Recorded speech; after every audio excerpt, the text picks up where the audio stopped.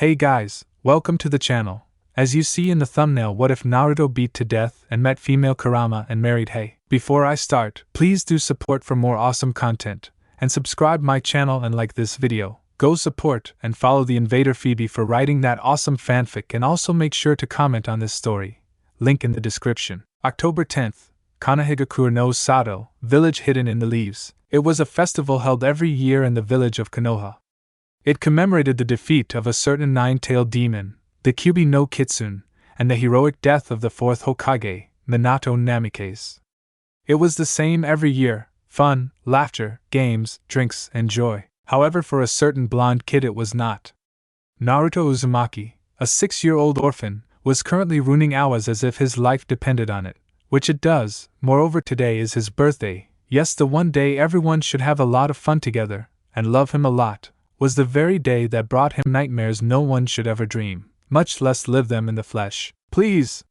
Stop this! What have I done? Naruto screamed as he ran, avoiding swords, knives, even discarded sake bottles. He was escaping from a mob of angry villagers. Shut up, demon! You know what you did, and now we are going to make you pay at last, said a man who was obviously a chunin due to his vest and headband. The rest of the mob cheered as he pulled a kunai from his pouch. He then proceeded to throw the kunai to Naruto, who couldn't dodge and got stabbed in the shoulder. The boy fell to the ground in pain, only to be hit by rock and anything thrown at him. The crowd cheered, think that the demon was getting what he deserved. The same chunin from before took a step forward and made some hand seals. Naruto tried to crawl away, only to be roasted alive by a low-level katan jutsu. The crowd was happy and the chunin proud of what he did, until a katana was driven through his skull. The crowd was dead silent as they saw Anbu Captain Uchiha Itachi kill the heroic chunin. Snapping his fingers, the rest of his Anbu squad appeared surrounding the mob. They attacked an innocent child, and went against the laws. Kill all the civilians and bring the shinobi to Ibiki. Tell him they hurt Naruto, and he's got permission to do whatever he wants with them. Nodding, the Anbu forces proceeded to kill all civilians in the mob and knock unconscious all shinobi to give them to Ibiki later. Itachi walked towards the charred body of Naruto, and a tear marked his stoic face. Gomenasai Naruto-kun. I didn't get here in time to prevent this. Checking that indeed Naruto was still alive, he gently cradled him in his arms. I just hope it's not too late to save your life. He shined away immediately. Somewhere, the blonde woke up in a strange place. It looked like forest. Confused, the child rose to his feet and turned around, trying to recognize the area. Over here, Naruto called a voice. Naruto looked around and made his way to this mysterious voice. Tough, cautious wetter. It was a trap. It was the only lead he had to his current situation, and promptly followed it. The search drove high to beautiful clearing in the forest with a small river in the side, some rocks by scattered nearby and filled with live butterflies, bunnies, even a deer was there. But what caught his attention was the person in front of him. She could only be described as beautiful. Her long blonde hair with blue highlights, her soft, slightly pale skin, her iridescent icy blue eyes, her light blue kimono with darker blue embroidery. She was just an astounding sight for the blonde. But what immediately caught his eye were the light blue-tipped golden wings on her back, and the 9 phoenix-like tail feathers that flowed from behind her. She beckoned him closer and softly spoke with a beautiful voice. Naruto-kun, I'm glad you came. Todd, I wish it was in better circumstances. She spoke somewhat apologetically. Naruto just stood there trying to understand what's going on. Naruto-kun, my name is Kami. Naruto interrupted her with a loud what? Kama-sama. The Kama-sama. With a raised eyebrow she nodded. Then does this mean I'm dead? If so, what am I doing here? Am I not supposed to go to Makai? Or perhaps you came to guide me there yourself? He said. She interrupted him before he could continue. Wait, Naruto-kun, why do you think you belong in hell? She asked, concerned. Well, everyone called me a demon, and a murderer. I assumed I was in fact one. And since I'm dead, it means I go back to hell, he said, looking at the ground. She shook her head and grabbed his shoulders, making him look at her. Naruto-kun, you are not a demon. Far from it. You're actually above any angel I could ever make. This made Naruto raise an eyebrow. Listen, Naruto-kun, as I was saying before, my name is Kami, Uzumaki Kami. I am your ancestor. Naruto-kun. Naruto's eyes widened like plates, but he remained silent. Nevertheless, I am here to tell you this. You have a bloodline of sorts. It comes from your mother's family, though your bloodline hasn't been activated in over 1,000 years. It's a bloodline called Vessel of Chaos. Kyosu no Fun. It's not so much a bloodline as it is a marker. It marks whoever is destined to be the next deity. Deity? What do you mean, Kama-sama? He asked, confused. You see, Naruto-kun, when the one true God created the universe and its inhabitants, he was weakened and fell to a deep slumber. Since he couldn't watch over the humans, he created deities, beings of infinite power who wielded it to watch over and protect his creations. But seeing as it was too much power, he made a few rules that should be followed. He made it so only a few chosen by himself could be the deity, and only one ruled at a time. Naruto was slightly confused but listened nonetheless. Nat understood the story to some extent then. Kamini, you were a chosen one and there were other gods before you? Asked Naruto. She smiled at the nay part slightly and answered, yes, Naruto-kun, there were many gods before me and many more will come. Taught my time as a god is probably the shortest, yet I've only ruled for 1,500 years. Naruto made an face and said, oh, but you look so young and pretty. Kami giggled a little and smiled sweetly at the child in front of her. Indeed I do, Naruto-kun. You see, we deities become ageless when we rise to the throne. We are beyond the concept of youth. Old, male, female, even size is meaningless to us. Anyway, as I was saying, I'm the one deity who has ruled the less amount of time. The previous deity Ball-senpai ruled for over 3 times that. Naruto once again made an face but remained quiet. Anyway, Naruto-kun, you were chosen by the Great One as the next in line to become a deity. But you're still young and will need help as your powers awaken. Unfortunately, I am forbidden to help you or modify the current of events that happen in the human world, though I can influence it.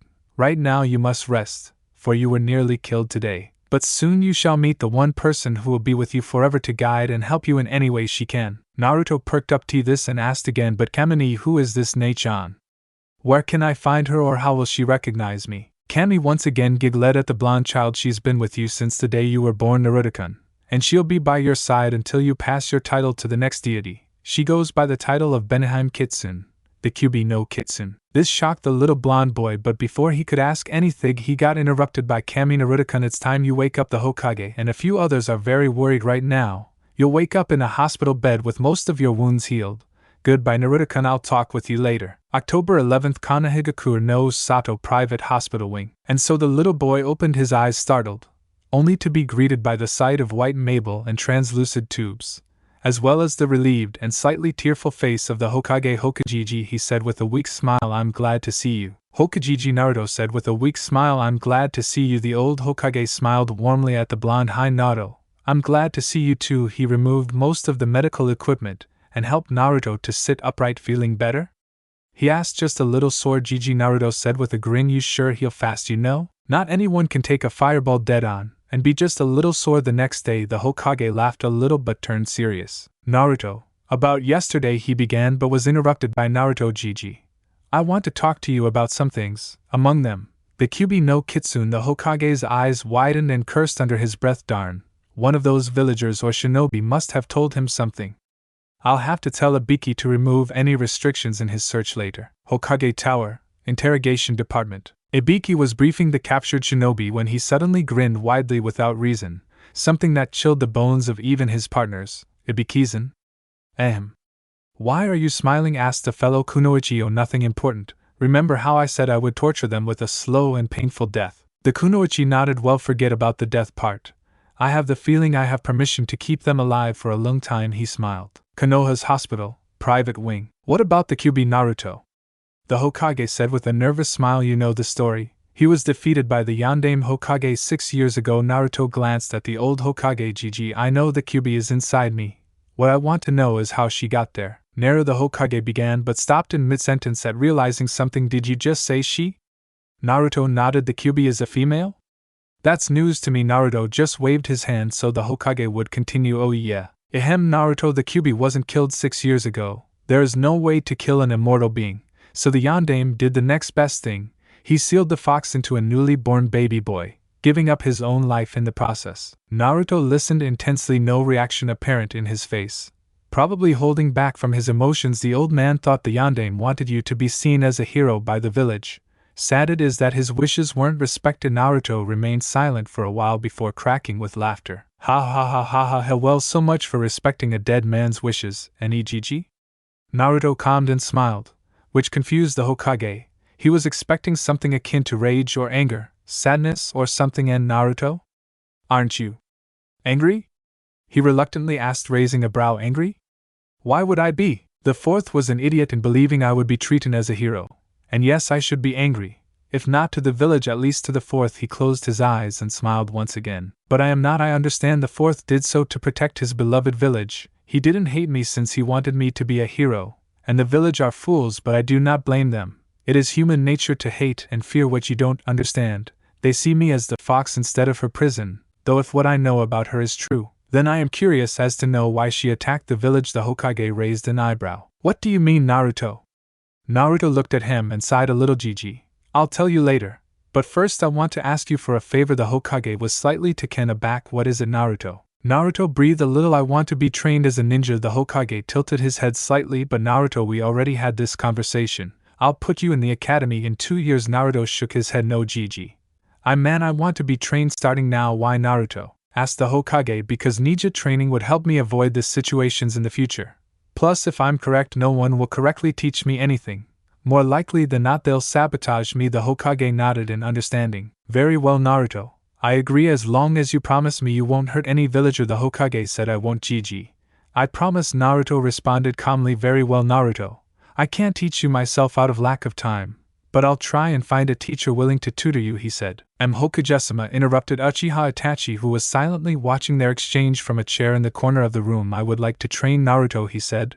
The Hokage, taken aback from this, said to the young Anbu, but Crow, what about your job as a Anbu? If it's alright with you, Hokage-sama, I would like to ask a time off. You can give me a jounin rank, and I could take a long-term mission to train Naruto. The Hokage hummed. Asked, why do you want to train Naruto? Itachi stood and said, I always found the fact that the village didn't respect the fourth's wishes something cruel.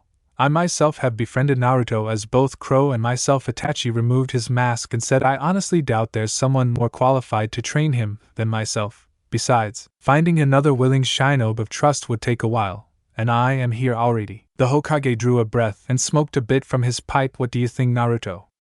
Naruto looked at both and smiled. It would be awesome if Itachi trains me. The Hokage noted and said, very well, Crow. Yukihazen, you are hereby reinstalled as an elite jounin and assigned the long-term mission of training Uzumaki Naruto in the ways of the shinobi. Come to my office later to fill up paperwork. See you later, Naruto. I have to leave, the Hokage said, and after putting on his hat, he left the room. Thanks for offering Itachi, Naruto said. It's okay, Naruto-kun. I think you have amazing potential anyway. I wouldn't want anybody else training you. What do you say if after we sign you off the hospital I treat you to some ramen? Naruto grinned like a madman. Wohu ramen. Hokage, Naruto said with a weak smile. I'm glad to see you. The old Hokage smiled warmly at the blonde Naruto. I'm glad to see you too. He removed most of the medical equipment and helped Naruto to sit upright. Feeling better? He asked. Just a little sore, Gigi, Naruto said with a grin. You sure heal fast? You know, not anyone can take a fireball dead on and be just a little sore the next day. The Hokage laughed a little but turned serious. Naruto, about yesterday he began but was interrupted by Naruto. Gigi, I want to talk to you about some things, among them, the Kyuubi no Kitsune. The Hokage's eyes widened and cursed under his breath. Darn, one of those villagers or shinobi must have told him something. I'll have to tell Ibiki to remove any restrictions in his search later. Hokage Tower, Interrogation Department. Ibiki was briefing the captured shinobi when he suddenly grinned widely without reason, something that chilled the bones of even his partners. Ibiki-san? Ahem. Why are you smiling? Asked the fellow kunoichi. Oh, nothing important. Remember how I said I would torture them with a slow and painful death? The kunoichi nodded. Well, forget about the death part. I have the feeling I have permission to keep them alive for a long time. He smiled. Konoha's hospital, private wing. What about the Kyuubi, Naruto? The Hokage said with a nervous smile. You know the story. He was defeated by the Yondaime Hokage 6 years ago. Naruto glanced at the old Hokage. Gigi, I know the Kyuubi is inside me. What I want to know is how she got there. Naru, the Hokage began but stopped in mid-sentence at realizing something. Did you just say she? Naruto nodded. The Kyuubi is a female? That's news to me. Naruto just waved his hand so the Hokage would continue. Oh yeah. Ahem, Naruto, the Kyuubi wasn't killed 6 years ago. There is no way to kill an immortal being. So the Yondaime did the next best thing. He sealed the fox into a newly born baby boy, giving up his own life in the process. Naruto listened intensely, no reaction apparent in his face. Probably holding back from his emotions. The old man thought the Yondaime wanted you to be seen as a hero by the village. Sad it is that his wishes weren't respected. Naruto remained silent for a while before cracking with laughter. Ha ha ha ha ha ha. Well, so much for respecting a dead man's wishes, and EGG? Naruto calmed and smiled, which confused the Hokage. He was expecting something akin to rage or anger, sadness, or something? And Naruto? Aren't you angry? He reluctantly asked, raising a brow. Angry? Why would I be? The fourth was an idiot in believing I would be treated as a hero. And yes, I should be angry. If not to the village, at least to the fourth. He closed his eyes and smiled once again. But I am not. I understand. The fourth did so to protect his beloved village. He didn't hate me since he wanted me to be a hero. And the village are fools, but I do not blame them. It is human nature to hate and fear what you don't understand. They see me as the fox instead of her prison, though if what I know about her is true, then I am curious as to know why she attacked the village. The Hokage raised an eyebrow. What do you mean, Naruto? Naruto looked at him and sighed a little. Gigi, I'll tell you later, but first I want to ask you for a favor. The Hokage was slightly taken aback. What is it, Naruto? Naruto breathed a little. I want to be trained as a ninja. The Hokage tilted his head slightly. But Naruto, we already had this conversation. I'll put you in the academy in 2 years. Naruto shook his head. No, Gigi. I want to be trained starting now. Why, Naruto? Asked the Hokage. Because ninja training would help me avoid these situations in the future. Plus, if I'm correct, no one will correctly teach me anything. More likely than not, they'll sabotage me. The Hokage nodded in understanding. Very well, Naruto. I agree, as long as you promise me you won't hurt any villager. The Hokage said. I won't, Gigi. I promise, Naruto responded calmly. Very well, Naruto.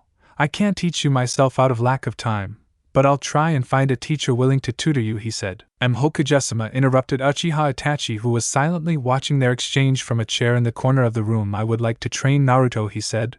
The Hokage, taken aback from this, said to the young Anbu, but Crow, what about your job as a Anbu? If it's alright with you, Hokage-sama, I would like to ask a time off. You can give me a jounin rank, and I could take a long-term mission to train Naruto. The Hokage humbly asked, why do you want to train Naruto? Itachi stood and said, I always found the fact that the village didn't respect the fourth's wishes something cruel.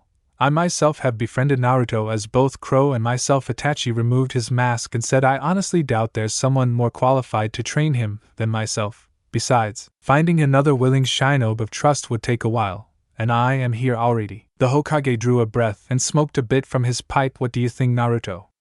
Naruto looked at both and smiled. It would be awesome if Itachi trains me. The Hokage noted and said, very well, Crow. Yukihazen, you are hereby reinstalled as an elite jounin and assigned the long-term mission of training Uzumaki Naruto in the ways of the shinobi. Come to my office later to fill up paperwork. See you later, Naruto.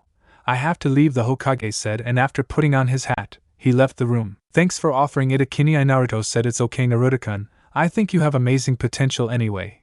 I wouldn't want anybody else training you. What do you say if after we sign you off the hospital I treat you to some ramen?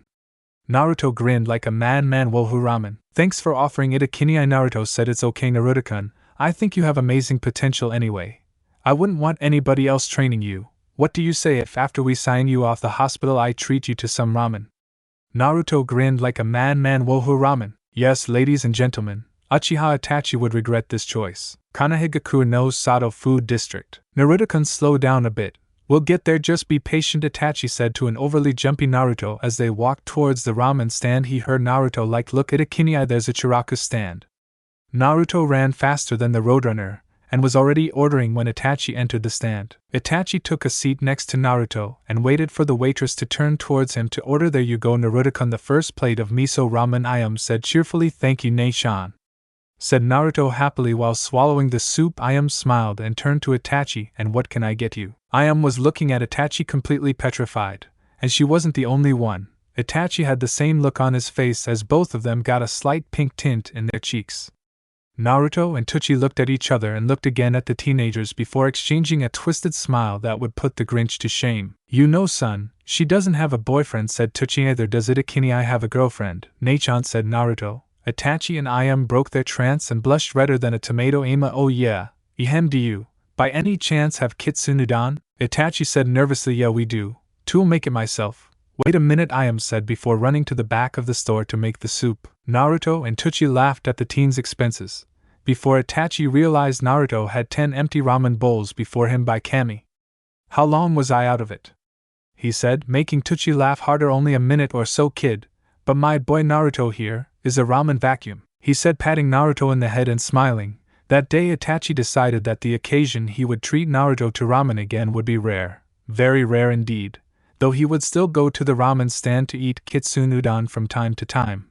Konoha, Hokage Tower. 1 hour later. Okay Naruto-kun, enough with the laughter, Itachi said as they entered the Hokage's office. Sorry Itachi, but both your faces were priceless when I shoved you and you ate her. I swear Nei-chan won't wake up for a while, hee. The old man Tuchi was laughing his ass off, Naruto said before running towards the Hokage and jing him. Before anything the old Hokage snapped his fingers and 4 Anbu appeared at his side. Leave us alone. This is a private matter, the Hokage said, and the Anbu disappeared in a swirl of leaves. He walked to the door and applied a silence jutsu. Now that this room is sealed from prying ears and eyes, Naruto, would you mind explaining me the real reason for your sudden petition for being trained? Naruto straightened himself before answering. Gigi. I died last night, literally. And I met Kami-sama the Hokage, and Jounin present remained silent as Naruto explained the conversation he held with the deity the night before. You ain't kidding, aren't you, Naruto? They asked. The blonde shook his head slightly. She said I was to be the next god and the one that would help me would be the Kyuubi. And that she was inside me since I was born. That's how I knew about it, Naruto explained. The Hokage smoked a bit from his pipe. I see. Well, in that case I suppose it's best if we follow Kami-sama's wishes. Itachi, I want you to take Naruto out of the village so he can try and make contact with the fox. If anything should happen, I trust you to take care of him. Don't hesitate to ask for help, alright? Itachi nodded. Hi Hokage-sama. Let's go, Naruto-kun, Itachi said as they stood and left through the door. Gigi. I want to talk to you later about my mother, Naruto said as he left. The Hokage looked through the window at the Hokage monument. So the next god, huh? I knew something grand was in Naruto's future, but who would have thought it would be this big? Any? Minato Kushina? He said with a smile and a sigh. Then he went to his desk and begun his paperwork. Let's see. A petition to execute Naruto. Denied. He stamped it. A petition to exile Naruto. Denied. Sigh. I wish they stopped sending this crap. He stamped the paper again. A petition to adopt Naruto by the Inuzuka clan. Denied. Sigh. I wish I actually could approve this. He knew the council was against Naruto being adopted, even if some ninja clans like the Inuzuka, Nara, Akimichi, and Yamanaka asked monthly to adopt him. Even the Hyugas tried once in a year or so, but the majority of the council, namely the civilian part, opposed this. Naruto, if only I could, I would even adopt you myself. With a sigh he went on, continuing his paperwork. Konoha's main gate, the next day. Naruto-kun, are you ready? Itachi said as the little blonde walked up to him. Hi Itachi. Let's go. With a nod Itachi moved towards the gate. Hey Itachi, what's going on? Haven't seen you around lately. If you're leaving the village you need to tell me your reason for leaving and show me an ID. You know the drill. And did you know you have the little filth following you? Uchiha Shursui said, whispering the last part so Naruto wouldn't hear. Hello Shursui. Yes, I am aware that Naruto-kun is with me. I'm leaving the city to train him under orders of the Hokage. That's the reason, and as for ID and confirmation, here's the scroll with the Hokage's signature. Itachi said, emotionless, even if inside he wanted to hit his best friend. No need Itachi. Just go through the gate. Good luck with the baggage, Shursui said with an arrogant smirk. Itachi just went through the gates with Naruto and told him to climb his back. Naruto did so, and Itachi began jumping from branch to branch into the forest until they reached a small meadow a few miles from the village. Naruto-kun, this should be far enough. You can now try and contact the fox. Naruto nodded. I'll teach you how to meditate so you can enter your subconscious. Here, sit like I am. Naruto fell asleep a few times and grew too impatient other times, but finally he managed to concentrate and meditate correctly. Naruto felt as his body felt light, his breath clear, and the breeze soothing. He felt this way until his world faded to black. Naruto's mindscape. Naruto opened his eyes and noticed his surroundings had changed. He was in a sewer of some kind.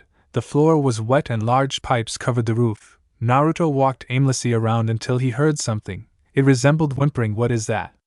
The blonde followed the sounds until he came into a room unlike the rest. The room was enormous. The floor was drowned in about an inch of water, and the room hadn't pipes in it. But what caught his attention was the humongous cage in front of him. Large iron bars that appeared to be held together by a large piece of paper for the kanji 4 seal on it. That, and the crying girl behind it. Confused, he suddenly realized something. The air smells salty. And confirming his thoughts, he tasted the water he was standing in. They were tears. How long has she been crying? He was slightly afraid that she might tear him apart as he entered the bars, but after realizing she was crying he thought, screw that. Going, and he entered the bars and placed a hand on her shoulder. Hey, are you alright? He asked, and the girl yelped a little before quickly trashing her head to look at the source of the voice. Naruto was astounded. She was, in a word, beautiful. She looked only a bit older than him, a year or so. She had long crimson red hair, a pale complexion that gave her unearthly beauty, crimson-colored eyes that seemed to glitter, Even if her face was marked and reddened by crying, she only looked more angelic to him. Yet he also noted the fox-like red ears atop her head, the scar-like whiskers in her face resembling his own, and the 9 red tails trashing around behind her. She was clad in a red kimono with black lining and a black sash on her waist. She whimpered slightly before asking, "Are you Naruto?" she said, sobbing. Naruto nodded, and she broke down crying again. "I'm sorry. So sorry," she cried. Naruto lost all logic and entered the cage to hold her whimpering form. "Why are you crying? What are you apologizing for?" he asked her. "Because I'm the reason they hurt you, the reason they hate you and wounded you. I am the Kyuubi no Kitsune, and I'm so sorry for what I've caused you," she said, whimpering while being soothed by Naruto's hold. She was incredibly confused at his words. "So what?" he said. "So what? You should be hating me, not holding me," she said harshly. "I see no reason to. It wasn't your fault that they attacked me but their own. Plus you regret it, so I won't hold it against you. As for you being the Kyuubi, well, that much was obvious considering your assets," he said while lightly tracing her ears. She was shocked. How could he not hate her? After all he beatings and glares she saw from the few memories of his she had access to, he should be strangling her now. All feeling, however, were washed away as he traced her ears softly, and she began purring. "Are you purring?" he asked with a smile. "Shut up," she said, lightly hitting him in the shoulder. All strain lifted from her voice. Naruto smiled. "I have the feeling you don't know what has happened to me in the last 2 days," he said to her. Her ears flattened against her head as she looked down. "Sorry, I usually see most of your memories but not all of them. It's generally something bad, so as long as I can I block them," she said. "Kyuubi-san, it's alright. Look at them," he said, holding her again. She was surprised, but she said, "Look at them, please," he told her again. She thought about it, and decided to look at his memories. She was expecting the same old terrible things that happened to him on his birthday, but she wasn't prepared for what went on in those memories. She was shocked. She was sealed inside the next deity, and she was supposed to guide him? Help him? Sure, she would have done so anyway, but the fact that it was under those circumstances made it seem unreal. Not that immensely powerful 9-tailed fox, who assumes the form of a 6-year-old human girl, who was sealed inside a boy, was any less of an incredible story. Nevertheless, it was hard to swallow. "Wow, so the new deity, huh?" she said. He nodded. "I guess that makes me a god's trainer. I'm pretty darn cool." Then she grinned, and Naruto's sweat dropped. "Not that being the demon overlord wasn't exciting. Mind you, by the way, what's with you being the demon overlord? Judging by your appearance, I'd say you're not much older than myself. Unless you're like Kamini, ageless?"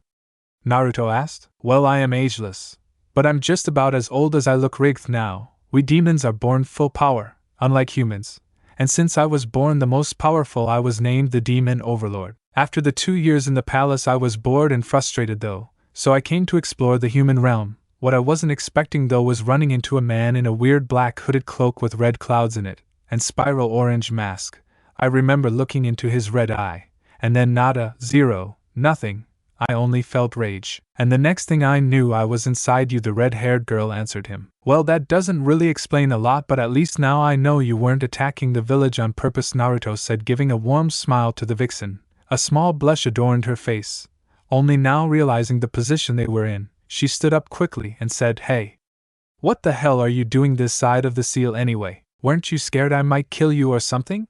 she asked the blonde boy who was currently getting up from the floor. "Well, the thought did cross my mind for about half a second, but when I saw you crying I said screw that, and rushed here," he said with a shrug. She was impressed. Not anyone dismissed their own safety for a crying girl who could very well be Satan herself. "Well, Kit, either you have big balls or are an utter idiot. Anyway, I like you," she said, smiling. "Anyway, do you know how to harness your chakra?" He shook his head. "Well, go back to the real world to ask Itachi to teach you how to. Then I want you to make this hand seal." She crossed her fingers in an all-familiar pattern.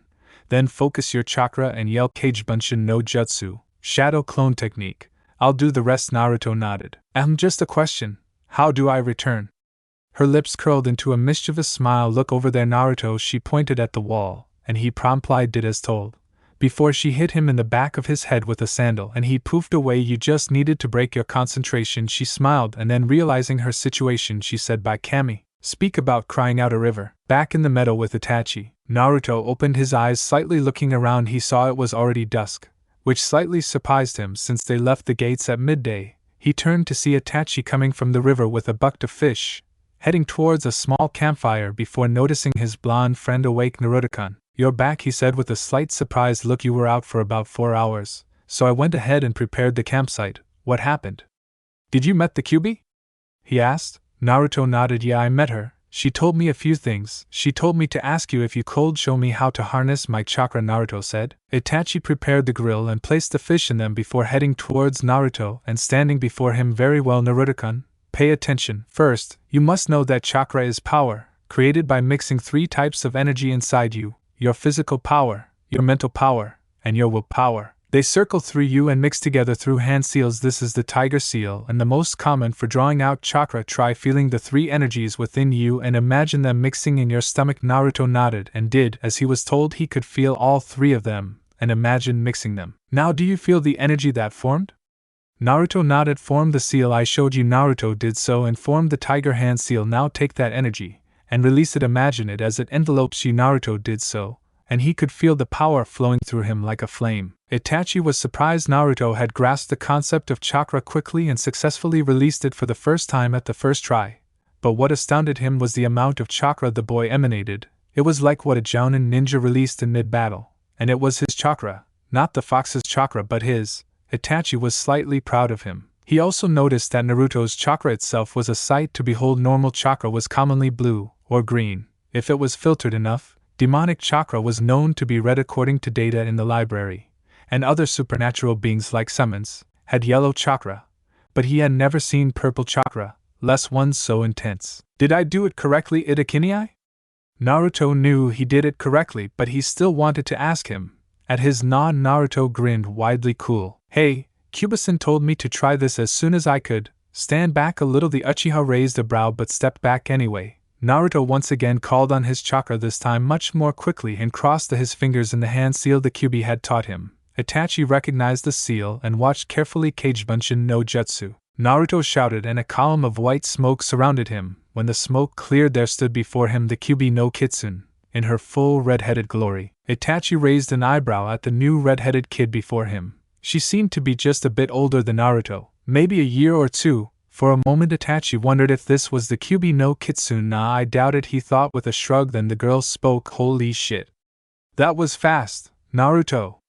You kick ass, she said before launching herself towards the slack-jawed blonde, in a bone-crushing, Nani? How? The blonde stuttered a bit. This is a Kagebunshin, Naruto, a clone with a physical body. I just mixed a bit of my chakra with my consciousness in the batch you used to create it, and then hinged it into this form. I can't believe it worked though. I was kinda making shit up on my way, she said. Naruto was slightly confused but shrugged it off anyway. Oh well, at least now you can train me better than in my mind. Beneheim, Naruto said. Ugh. I hate that title. Beneheim Kyuubi etc. That's the reason I ran from the demon realm. I can't stand much formality.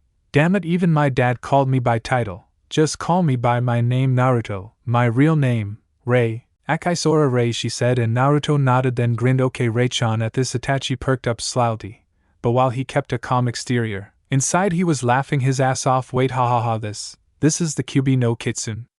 What kind of supreme evil being takes the disguise of an innocent little girl, ha ha ha. Anyway, Naruto-kun, now that I'm out here it's time to begin your training, she said in a sickly sweet voice, completely ruined by the malicious aura that emanated from her, and the evil smirk she adopted afterwards.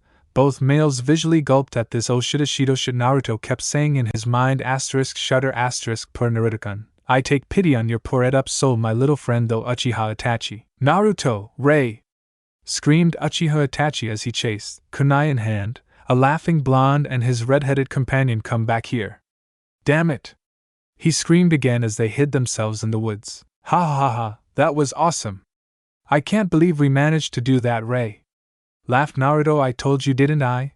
Just stay with me and we can pull some kick-ass pranks, answered Rei. Itachi's hair won't return to normal for a while. He Naruto said with his grin. That's a special seal I designed a while ago. Until we remove it he will have crimson hair, Rei said with a grin of her own. They had successfully hid amongst the woods and could still hear Itachi fuming on his new hair color. Naruto had found a great friend in Rei, even though she kept driving him to the bone in his physical training. Quite literally, Itachi had kept teaching him about chakra and hand seals, even teaching him a basic academy jutsus, kawarimi, which he would regret later when Naruto used it to pull pranks on him. Hey Rei, if you don't mind me asking you, how is your life? You know, inside my head, Naruto asked, scratching his cheek. Well, to be honest, there's not much space in there. I resent that. Interrupted Naruto, to which Ray laughed a bit. Haha, no really, it's because of the seal. The cage is small so it'd be uncomfortable to be in my fox form, so I take this one. Tough still, it's not very spacious. And your head is creepy. Naruto groaned a bit but then got an idea. Hey Ray-san, I think I got an idea. What is it, Naruto? He used his foxy grin and proceeded to dispel Ray's clone and meditated, like Itachi had taught him. After a while he was in the all-familiar sewers of his mind. Now the cage is around here, he said as he reached the cage and its prisoner. Naruto, what is the meaning of this? Why did you dispel me and why are you here? Asked the girl in the cage as a smiling approached the paper in the gate. The paper was about his size and had the kanji for seal written in red. Naruto's sweat dropped at this. This is the seal the fourth designed? All that spiraling mumbo-jumbo in my body so that he could put a piece of paper like this in my head. He's an idiot. At least he should have written it in orange. Look who's talking, mumbled the redhead. Now can you tell me what are you trying to pull here? Naruto simply smiled and said, what a coincidental word, pull. That is, before Ray could know what he was talking about, Naruto grabbed the corner of the paper and pulled it off the gate. Naruto. No! Ray screamed before she fell unconscious. Her last sight was Naruto being hit by a large wave of red chakra. Unknown location. Where am I? Groaned Ray as she woke up holding her head. Half a second passed before she realized something. Naruto. Where are you, Naruto? She asked, concerned. Naruto. She frantically looked around in the strange forest. Rest assured, Akaizorasan, Naruto-kun is alright. And so are you, a soothing voice boomed around her, the voice sounding terribly familiar to her, yet she couldn't place it. Who is it? Where are you? She screamed before the voice answered gladly. Beneheim Kitsun, said the voice, and suddenly the landscape around her changed. A meadow formed before her, and in a blinding light over a rock appeared before her a feminine figure with golden/blue wings and icy blue eyes. Kami-sama, Ray said before she bowed at her, but Kami shook her head slightly with a small laugh. There's no need to bow before me, princess. I should be the one bowing at you in gratitude, for you're the one who is looking after my precious heir, Kami said, smiling. Kami then turned serious with a regal posture that suited her. I am here to explain you what happened. Ray nodded. She was curious as to what happened, so she placed attention in her words. Naruto heard you mutter about the piece of paper that was the real seal inside his mid, and he got an idea. He knew breaking a seal could unstabilize it and bring about the destruction of involved parts. But he thought that if he could just remove it, instead of breaking it, nothing would happen, and in theory it was right. However, the amount of chakra that you had hit him as soon as he removed the seal, and it knocked him conscious, and you unconscious. How did Naruto learn about seals like that? And how could he come up with the resolve of such a risky action if he... It's because of that he did it like that, interrupted Kami. He knew you'd be too worried it would fail and wouldn't let him do it. The knowledge came to him in a flash, which is a random flash of knowledge from either this or another world in time. It happened to him in the form of dreams before. But now, since he unlocked his chakra, he has them while conscious. The flash this time contained basic knowledge of sealing, and he taught about the rest. He's a smart child. Please take care of him, princess. Now I think someone is calling you, she said, and the forest world faded to black. Yamada Forest, 4 miles south of Konoha's main gate. She regained consciousness, and light looked so bright she could barely see a shadow above her, and sounded something in the background. It sounded again, stronger and clearer, as the shadow turned into a spiky silhouette. Ray-chan. It's Naruto's voice, Ray thought, and blinked to adjust to the light. Before her was Naruto, his expression full of relief. Ray-chan, he said before edging her closer, which brought a red tint to her cheeks. I'm so glad you're okay. I was so worried. Then Ray remembered something. Naruto-kun whispered on his ear in that sweetly evil voice that made Naruto break in cold sweat, and his eyes widened, feeling his impending doom. What the hell were you thinking, you moron? She said before throwing Naruto against a rock with a flick to the forehead. Itachi, who was besides them, hair still red, widened his eyes like a cartoon before trying to restrain Ray. Wait, Akaizorasan. Don't hurt Naruto. He can't heal like before, he quickly said before Ray broke away from his hold. What do you mean he can't heal? She asked Itachi. Exactly what I said. You're not inside him anymore. Your chakra can't heal him like before. Everything was silent for a second before crap.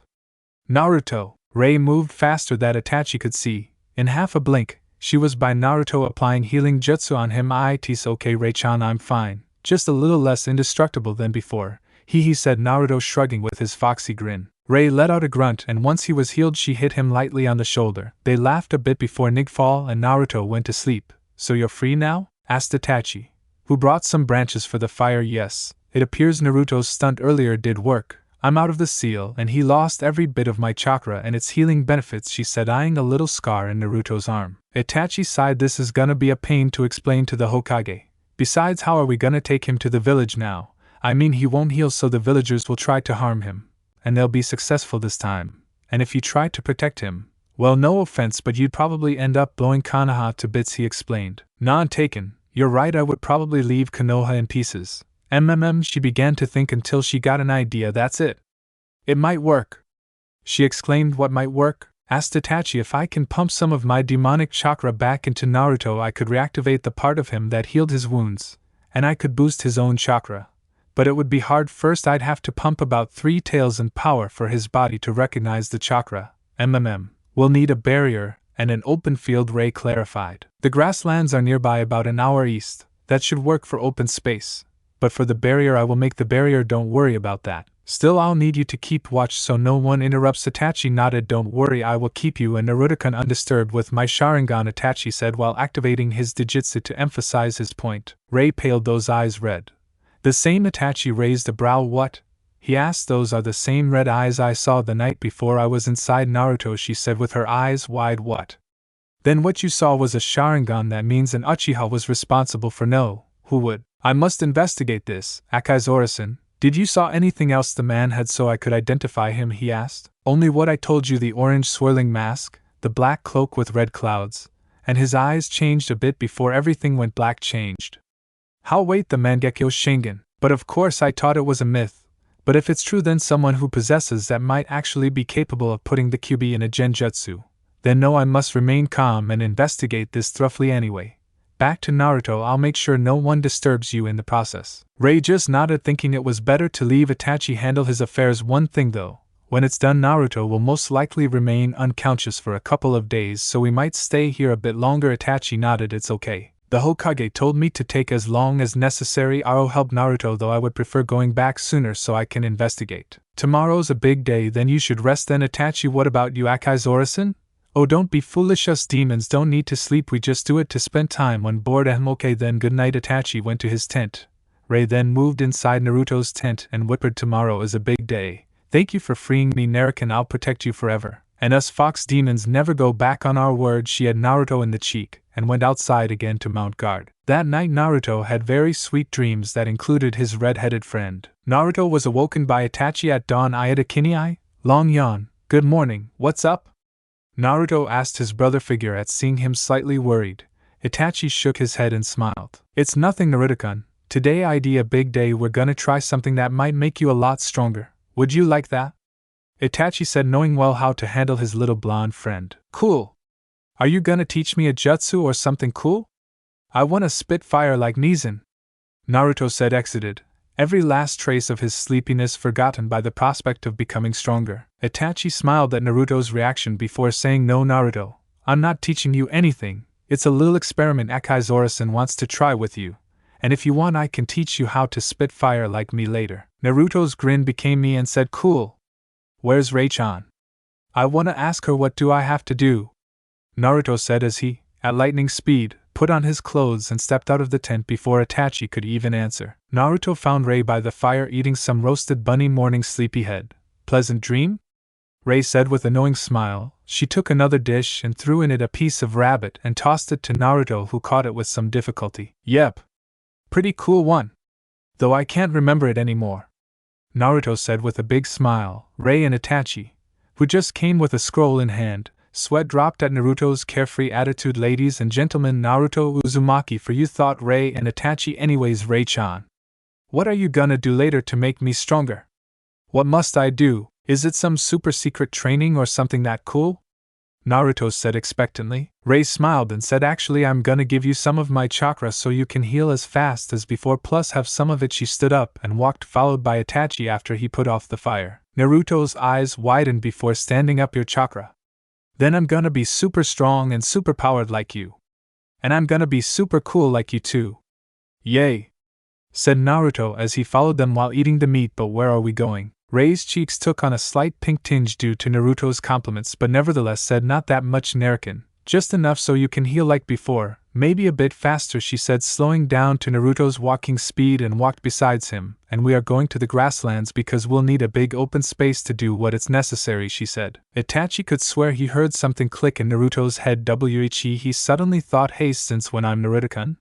You don't call me that unless you're angry, he asked Rei, to which her only response was a shrug followed by since I became Rei-chan, and I don't call you that just when I'm angry, I just do it sweetly, which satisfies my psychotic side. This seemed to satisfy Naruto, for he just shrugged and kept devouring the piece of rabbit in his hand. Itachi smiled a little at his little brother and made a small prayer not only for Naruto's life to be happy from now on, but also so his own brother Sasuke would turn out like Naruto. After an hour or two of walking in near silence, due to Naruto's random comments and questions about what was gonna happen, they finally reached the grasslands and Itachi stayed behind. Rei dragged Naruto farther so Itachi was barely visible from the distance. She toddled Naruto to lay on the floor. Naruto complied quickly, and once he was set he asked Rei-chan, is this gonna hurt you? I mean, I will be taking your chakra, he asked, slightly concerned. This took the demoness by surprise. No one seemed concerned about her before coming to the human realm. She briefly remembered when Naruto had get her on his mind, when he seemed to forgive her for everything, when he set her free, or how he called her name when she was unconscious, how he seemed to held her in such high regards, how she enjoyed playing with him, and pranking Itachi too. The demoness shed a little tear and smiled warmly. No, Naruto, it won't hurt me, though it will make me slightly dizzy by the time it's over. It will be nothing that a good night's sleep won't heal. Naruto watched Rei's warm smile and got amazed at how she seemed to glow much brighter. He noted the small tear in her eye, and for half a second he thought something might be wrong. Before he remembered the time he saw her smile on his mind, the tears she had in the end were tears of happiness, and they only made her glow that much more. He knew that this was a happy tear, and silently swore that he'd find a way to make her smile like this again someday. Yep, Rei-chan, no doubt about it. You're one of my precious people now. Now, Naruto, I'll need you to be unconscious, so, good night, Rei said before knocking him out with one of her tails. Then she began chanting in some strange language before forming a tiger hand seal on it. Rokuchuten Kekai, she screamed, and a hexagon formed in the ground. It grew in size until it was wide as a small house and covered both her and Naruto. Then a red transparent wall enclosed them from the hexagon's base. Okay, the barrier is set. Now the hard part, she said as she prickled her finger with one of her fangs and drew in blood some strange symbols in Naruto's forehead and her right hand. Okay, here goes nothing. Anapa, Chakra Tenai no Jutsu. She put her palm facing Naruto as red chakra began to pour from the drawings in it and enter Naruto's forehead via said drawings. Okay, everything is going well so far. Now all that's left is to wait for the chakra. Tohu, what's going on? What's this? Itachi sat at the edge of the forest, having overlooking the procedure in front of him and making sure no one came nearby. But his attention got diverted when something strange happened in the ritual in front of him. He observed as the transparent red hexagonal barrier turned a solid crimson color. He worriedly rushed towards the half-polyhedron shield but stopped about 10 feet from it. Thinking it twice, he decided to try something. He pulled out a kunai and threw it towards the tip of the barrier. Not much surprised when the kunai disintegrated as it touched the shield. Itachi stood there trying to figure out what to do, but his musings were interrupted as the barrier changed its color from crimson to purple. What is going on? The teen wondered on the color change before hearing a certain crack. What the? Crack, crack. As more cracking noises appeared, he turned on his Sharingan to look at the barrier. Then he noticed that the shield was cracking under whatever force it was containing. Itachi's eyes grew wide and he did the first thing that his logic dictated. He ran like hell. Good he did though, for as soon as he reached a certain distance a last loud crack sounded as the shield came apart. A blast of purple energy filled the sky as the violet fire blew mightily in place. The flames and lightning sparks of different shades of purple formed into the colossal shape of a nine-tailed fox. The gargantuan fox then roared powerfully once and suddenly dissipated into thin air. Itachi was in the floor wide-eyed with a rather long list of curses in his mind to refer to his situation, but merely formed what the with actual words. He shook his head and tried to calm himself. Then with as much speed as he could muster he went to see what had been of Naruto and Rei. When he came closer to the site where the shield once stood he noticed something. A 250 feet wide smoking crater was there with a sleeping Naruto in the middle and a wide-eyed, slack-jawed Akaisora Rei stuttering besides him. He approached them both and after checking Naruto was indeed physically fine he asked the demoness, Rei-san, what the hell just happened? What happened to Naruto, and what was that purple fox? Itachi demanded though, Ray noted he did it not angrily or meanly, rather, out of concern of the blonde sunshine. Naruto, he just I don't know. She said, I really don't know how to explain what happened, she said. Itachi calmed himself a bit, and turned serious. Tell me as best as you can. At her nod he sat to empathize that he'd listed carefully. Well, at first everything was going well. Naruto had already absorbed about a tael and half of power when, well, it's hard to describe what he did. She paused for a moment. Has stopped taking the chakra completely. Instead he seemed to analyze it, if not consciously, then subconsciously. Then he didn't copy my chakra, that's for sure. It felt his. What I'm trying to say is he made his own chakra in the image of my own. He has right now about as much chakra, if not a bit more than I have, and equally as strong. It's impossible, whispered Itachi. Ray nodded. Yes, impossible, yet it happened. I don't know why. But right now, in raw power, Naruto is as strong or stronger. 10 I am. This left Itachi slack-jawed. He then turned to see Naruto, who had just stirred, yawning big. Naruto opened his eyes and the first thing he saw was Ray and Itachi looking at him oddly. What? Is something on my face? He said, scratching his whiskers. Ray then shook her head and looked straight at him, narrowing her eyes a little. You have no idea of what you just did, do you? She said, making Naruto get slightly worried. No, why? Did I do something wrong? Oh no. I screwed up the thing, right? Darn. Are you fine, Ray-chan? Itachi-san? He asked, but Ray shook her head again. No, Naruto-kun, we're fine, and the jutsu did its thing too. A bit too much fine if you asked me. What happened? It's what you did. What do we call it, Itachi? She turned to look at the Uchiha. How about copy? He suggested. Nah, I already told you it wasn't a copy. She dismissed the idea. He took it first. So how about absorption? She said, no. It was not just absorption, he made it his own too. So how about assimilation? He suggested again. That does sound right. Okay, we'll stick with assimilation, she said, and the Uchiha teen nodded. You assimilated my chakra, Naruto. You took my chakra, copied it, and made it your own, and frankly I have not the slightest idea how you did it. Hell, I didn't even know it was possible. Ray said, to which Naruto's eyes widened a bit. I assimilate what? He asked, slack-jawed. You did. You have as much chakra as me and it's as strong as mine, Ray exclaimed. Itachi nodded after turning his Sharingan on to effectively see Naruto's chakra. It was simply overwhelming. They were actually inside Naruto's chakra, as if he was a giant fireball blazing to the skies. Naruto-kun, your chakra, it's so big and intense I can hardly see it with my Sharingan. Ag, Itachi said as he suddenly turned it off. It's like looking to the sun, too intense, so stare at. Is this how your chakra is too, Akai-Zora-san? Ray looked at him for a second. If you mean the intensity, then yes, it's just as intense, but my chakra is different. Mine is demonic chakra. It's heavy and slightly cold, that's why I suppress it. But Naruto's actually feels the opposite, warm and lightly, yet also strong and invigorating. Then something crossed her mind. She stared at Itachi for a bit before narrowing her eyes in thoughtfulness. Nah, Itachi, can I try something? What? Asked the Uchiha, rubbing his eyes. I want to try something for a theory. Can you activate your Sharingan for a bit? She asked him, to which Itachi seemed to think for a second. After seeing no reason not to, he just nodded and closed his eyes. Sharingan.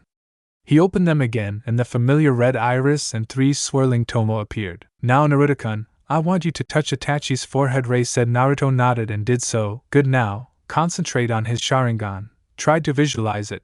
To see it. Naruto breathed in concentration as he did as told, then he nodded slightly. Good. Now try to imagine yourself with them. Naruto raised an eyebrow, and so did Itachi, but then he nodded nonetheless and concentrated again. He nodded to signal he was finished. Good, now remain like that for a while. At first Itachi had reluctantly accepted to do this, so he activated his Sharingan, and at seeing Naruto's chakra again he closed his eyes but left the Sharingan active as requested. He tried to meditate a bit when he felt Naruto's fingers against his forehead. He thought this ironic, since it's the same motion he did with his actual brother Sasuke, before his father had convinced him of following the true Uchiha path, or the pig-headed, smug, self-centered bastard path as he secretly called it. He briefly wondered if Sasuke would be able to revert back to a nice kid if he met Naruto. Then he felt strange, as if someone or something was staring him in the eyes directly, as if analyzing him. This put Itachi slightly on edge. Then it stopped, but not in the way you imagine. No, he felt as if someone had ripped his eyes off. But it was painless, actually soothing, as if whatever it was had used some tranquilizer before gorging his eyeballs out with a smooth spoon. Not a nice description, but still it felt that way. Then it felt as if it had returned his eyes and the numbness had gone. As if nothing had happened at all. Itachi would have flicked this as a trick from his mid had his eyes not felt slightly dizzy. Now Naruto. Itachi, that's all, you both can open your eyes now, Ray said, and both Naruto and Itachi did so, though not before Itachi deactivated his Kekkei Genkai. Now that that's over, Naruto, I want you to concentrate on your eyes and the feeling you got at thinking in Itachi's eyes. Naruto raised a brow and was about to retort to her but shrugged it off and did as told. Now say it. That which is in your mind, said Ray expectantly. Naruto felt slightly weird, but then a word came to his mind as if it almost wanted to be said. It was Shatek, he said as he opened his eyes only to see something that shocked him as both Ray and Itachi gasped. His eyes looked almost like a Sharingan, but it was purple, and instead of 3 commas he had 4 little rhombus arranged in a crosshair pattern across his iris. Naruto could see the crosshair too, in his sight. He wanted to know what was going on and he asked Ray that. To think that you have something that shouldn't exist, Naruto. You have the ability to assimilate anything, and that seems to include Kekkei Genkai, she said breathless. By Kami, whispered Itachi at seeing the strange Sharingan in Naruto's eyes. Itachi, I think we'll stay behind a bit more to check on what Naruto can do now and see if we can help him suppressing all that power, Ray said, and Itachi nodded. Screw the investigation on the mysterious Uchiha. This is much more interesting. Naruto-kun, can the word impossible even be used around you? Thought Uchiha Itachi, looking forward to see this new Sharingan in action. Chapter 6. Uzumaki. Naruto was currently in a small area besides a rocky cliff with a small spring at the side and some trees in sight. They have moved here after Naruto activated his Shatekage for various reasons. One was because the area in which they were was leveled down, and it hardly offered anything to take some training. The second one was because after the amount of power released in there would be no doubt that someone would send ninja to investigate, be that Konoha, or an enemy village, or even some wandering thieves or missing nin would eventually come to investigate. There would be hardly any problem to deal with, but still fighting them would be a nuisance. The third reason, however, was more akin to a test. Yes, a test drive to properly see the capabilities of Naruto's newfound Dijutsu, one he developed after assimilating Itachi's Sharingan. Naruto had previously been tested by Ray in a taijutsu spar. Since Naruto had no taijutsu stance whatsoever, the demon princess refrained from using one herself, limiting herself to a sloppy brawling style that held no supernatural strength on her punches. The reason for the first test was because Itachi and Ray wanted to see just what were the difference or similarities were between the Sharingan and Naruto's Shatekage. When Naruto effectively dodged all of Ray's punches, it was made clear that at the very least the quicker reflexes provided by the Sharingan were still present in the Shatekage,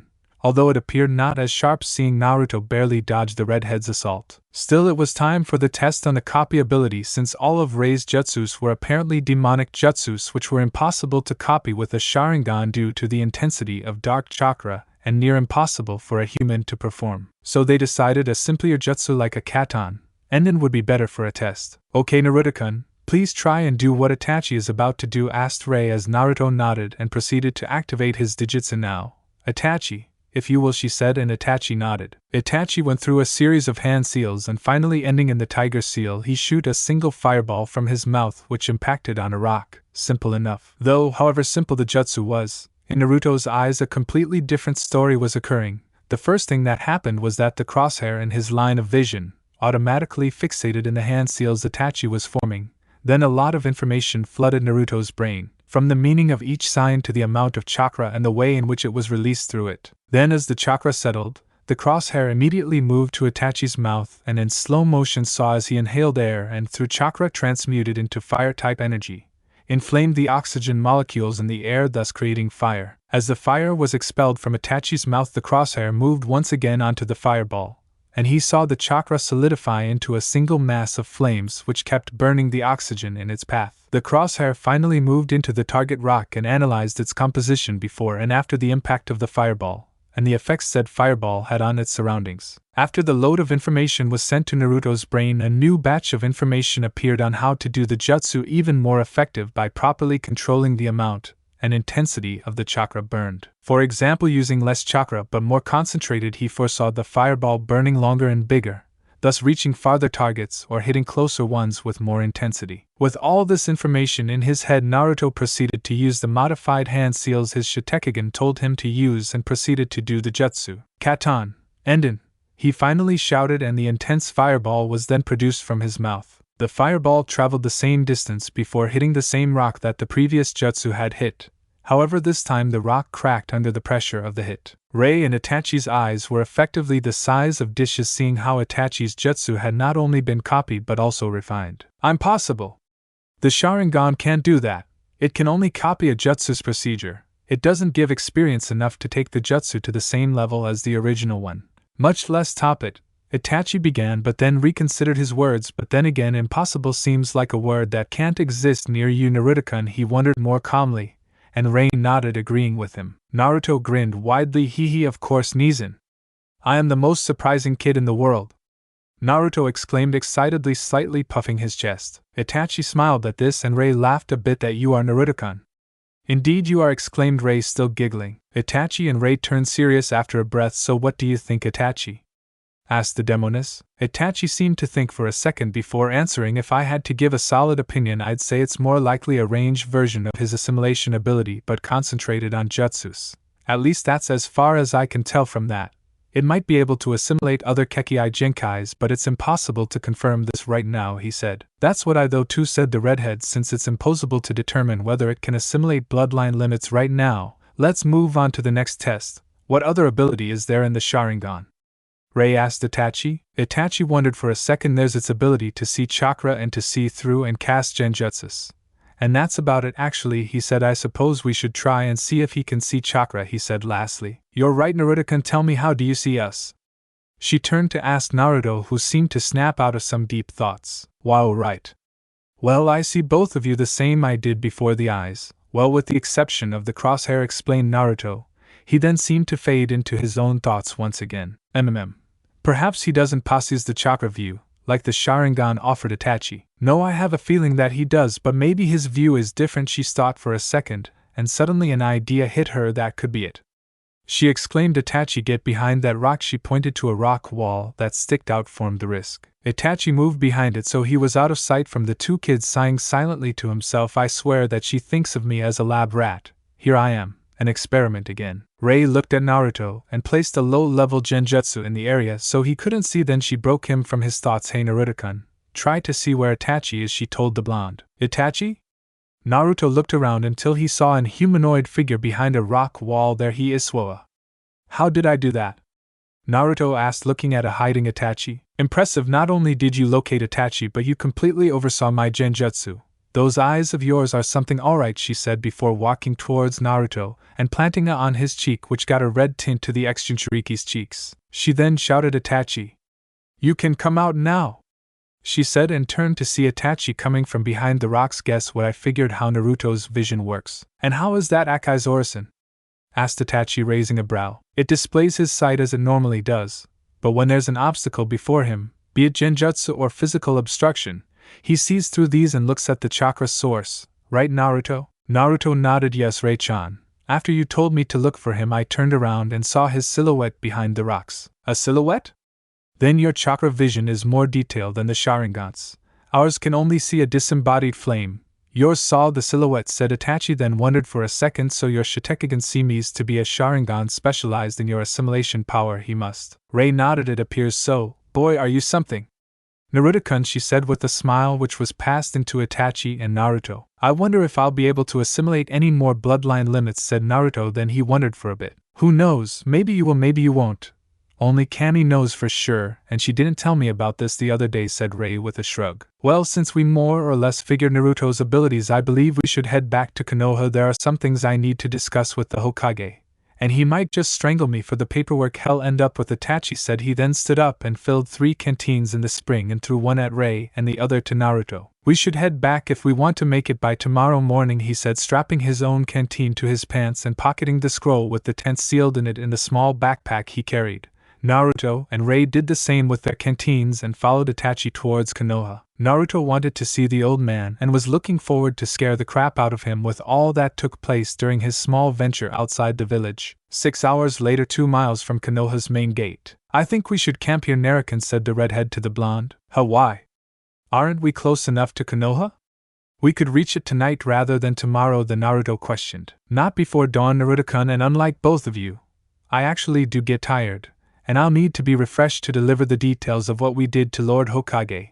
Moreover, it will be better if we don't arrive to explain everything to him in the middle of the night, said Itachi. Yeah, Naruto-kun, just have patience, said Ray, putting a hand on his shoulder and smiling warmly at him. Naruto nodded then, but then thought about something. Actually, since we are waiting and I've no desire to sleep at all, I think I'm going to do something. Itachi, did you by chance brought anything to write? Itachi raised a brow slightly. Yes, Naruto-kun, he took a blank scroll from the backpack and some ink and a brush. Here you go. Why do you want it? He asked Naruto after handing them to him. Oh, I just want to write some things down. I had a flash a while ago and want to write some things down, Naruto answered, and both Itachi and Ray's mouths turned into a small O. Ray explained Itachi about the flashes. Ah, so that's what kept him distant a while ago, thought Ray, who shrugged before unsealing both hers and Naruto's tents. Itachi doing the same after preparing some traps in case of either bandits or animals bigger than a rabbit. Ray entered her tent, which contained a large, fluffy red heated bed and a small red nightstand with a picture of a smiling Naruto over it. Don't ask where she got it. Man, what a development. Really, Naruto being deity. Him releasing me, then he getting enough chakra to compete with my own, which is no easy feat, if possible at all, and even him creating his own bloodline limit. Just what is Naruto's limit? And speaking of limits, I probably should teach him tomorrow morning how to control his chakra output, or he's gonna fry Itachi's eyes next time he uses his Sharingan. He she smiled warmly, and grabbed a pillow. Jing-it, and the best part, he doesn't hate me at all. She gagged the pillow tightly. Thank you, Naruto-kun, for everything so far. Meanwhile, in Naruto's tent, Naruto was currently writing and drawing something in the scroll Itachi gave him that was pretty interesting. The contents of that flash: if what Ray-chan told me about my strange dreams being real is truth, then those things I dreamed with can actually be done. This is just wicked. I must write it down so I can do that later, said the blonde as he kept furiously scribbling on the scroll. After he finished the writing, he yawned lightly. Well, I guess I should hit the sack. He stood from the small desk and prepared his futon and prepared to sleep. Yawn. I wish I can actually build those things. That would simply be wicked. Tomorrow when we reach Konoha, I'll ask Ajisen if he can help me build them. With that last thought, Naruto's world faded to black into his sleep. Chapter 7. Naruto-kun? For Kami's good grace, Naruto, you sleep like a rock, said Ray as she nudged and kicked Naruto awake. She kept trying to wake him and failing. Fetting up, she bent downwards to try and drag him to a standing position, which totally backfired when instead of moving Naruto, she fell into his arms only to be used as a jing pillow. This left her face the same shade her hair was. Figuring that if she was waist deep in water, she thought a little deeper couldn't hurt her, so she did the only thing she could think of. Right then she cuddled up with our favorite blonde. It was to this sight that Itachi walked into while trying to help Ray wake up Naruto. Ray had no idea of how or where he got it, but Itachi had somehow gotten a digital camera and snapped a few shots before mumbling with a smirk something that suspiciously sounded like blackmail. KH. It came to no surprise when Naruto found himself instantly awake as a high-pitched scream was emitted on his ear and an irate Ray chased after a smirking Itachi who was sealing something in his arm. What the heck? Isn't normally Itachi who is chasing us? Did Itachi finally snapped and took revenge? The confused blonde asked. Shut up and help Naruto. Itachi got something that must disappear, and trust me when I say it is of our mutual benefit that we see it is properly burned to the ground, she said with a strange mix between a blush and an irate face. Naruto shrugged and said whatever it is we could always find ways to persuade him from using that, mainly something that includes pink dye and the market of Konoha. Wahahaha. Naruto calmly started but got into an devilish whisper in the end with an equally impish smile. Ray's eyes became thoughtful for a second and she stopped her chase of the Uchiha before she too began her little evil laugh. Kai ha ha ha, true Naruto-kun. Ooh, I love that mischievous side of yours, she finished with a laugh just as evil which made the Uchiha brack in cold sweat. Mad Naruto-kun, why don't we solve this peacefully? To swear never to use that as blackmail ever, said Itachi, well aware of the evil mastermind that was Naruto when it came to pranks, added with the trickster ways of Ray, and the memory of bright red hair, and those evil slippers. To say he was scared was an understatement. Why not? I don't really know what it was, but if he promises never to use it against us, I mean, what could be the problem? Ray-chan, Naruto said, reverting to his carefree self. Ray blushed a bit, but seeing as there was no way out of this without Naruto finding out the little snuggle, she decided to let it go, making a mental note to buy a lot of pink dye. Just for insurance, of course. Fine. But you better kept your word, you damn weasel, she eyed Itachi, who nodded. Anyways, Naruto-kun, come with me, I'm gonna teach you how to suppress your chakra at least to a bearable level. That morning Naruto practiced with Rei how to minimize his chakra output. As they walked towards Konoha, he took to manipulating his chakra like a fish to water. However hard it was with his gargantuan levels, he managed to shrink them to low Chunin level, high Genin at most. It was slightly outstanding, but with some practice he would eventually hide his chakra perfectly. It was midday when Itachi and Ko finally reached Konoha's main gate, and they were greeted by the two perpetual Chunin, Kotetsu and Izumo. Yo Itachi! What's up, said Kotetsu as Izumo took out the registry board. Back from your mission? I thought you were supposed to take another 2 days? How's it going, Naruto?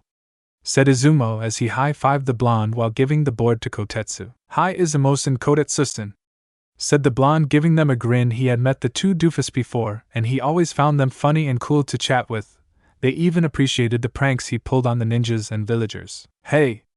I had see you back there. Who's that, Naruto? Your girlfriend? Said Kotetsu in a teasing voice as he noted Rei, who was actually behind Naruto, grabbing his arm.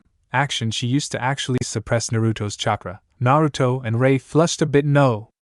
She's just a friend. Both said at the same time. This brought a good laugh from both Chunin and a snicker from Itachi, who was signing the board. Well, all good to go, Itachi, just go give your report to the Hokage. See ya later, champ. And your girlfriend too, said Izumo as he waved off Naruto and Rei, who went following Itachi to the tower. Hokage Tower. 12 minutes later, Hiruzen Sarutobi was impassively waiting in his desk. He had received news from the gate that Itachi had returned with Naruto and some red-headed girl. He was very curious about what had happened, and who was this girl. He was so excited at first he nearly pulled a facial muzzle from the smile. I'm not that young anymore, he thought while rubbing his cheek. His thoughts were interrupted when the secretary spoke off the intercom. Hokage-sama, Uchiha Itachi is here to see you. He's accompanied by Uzumaki Naruto and another child named Akaisora Rei. Want me to let them in?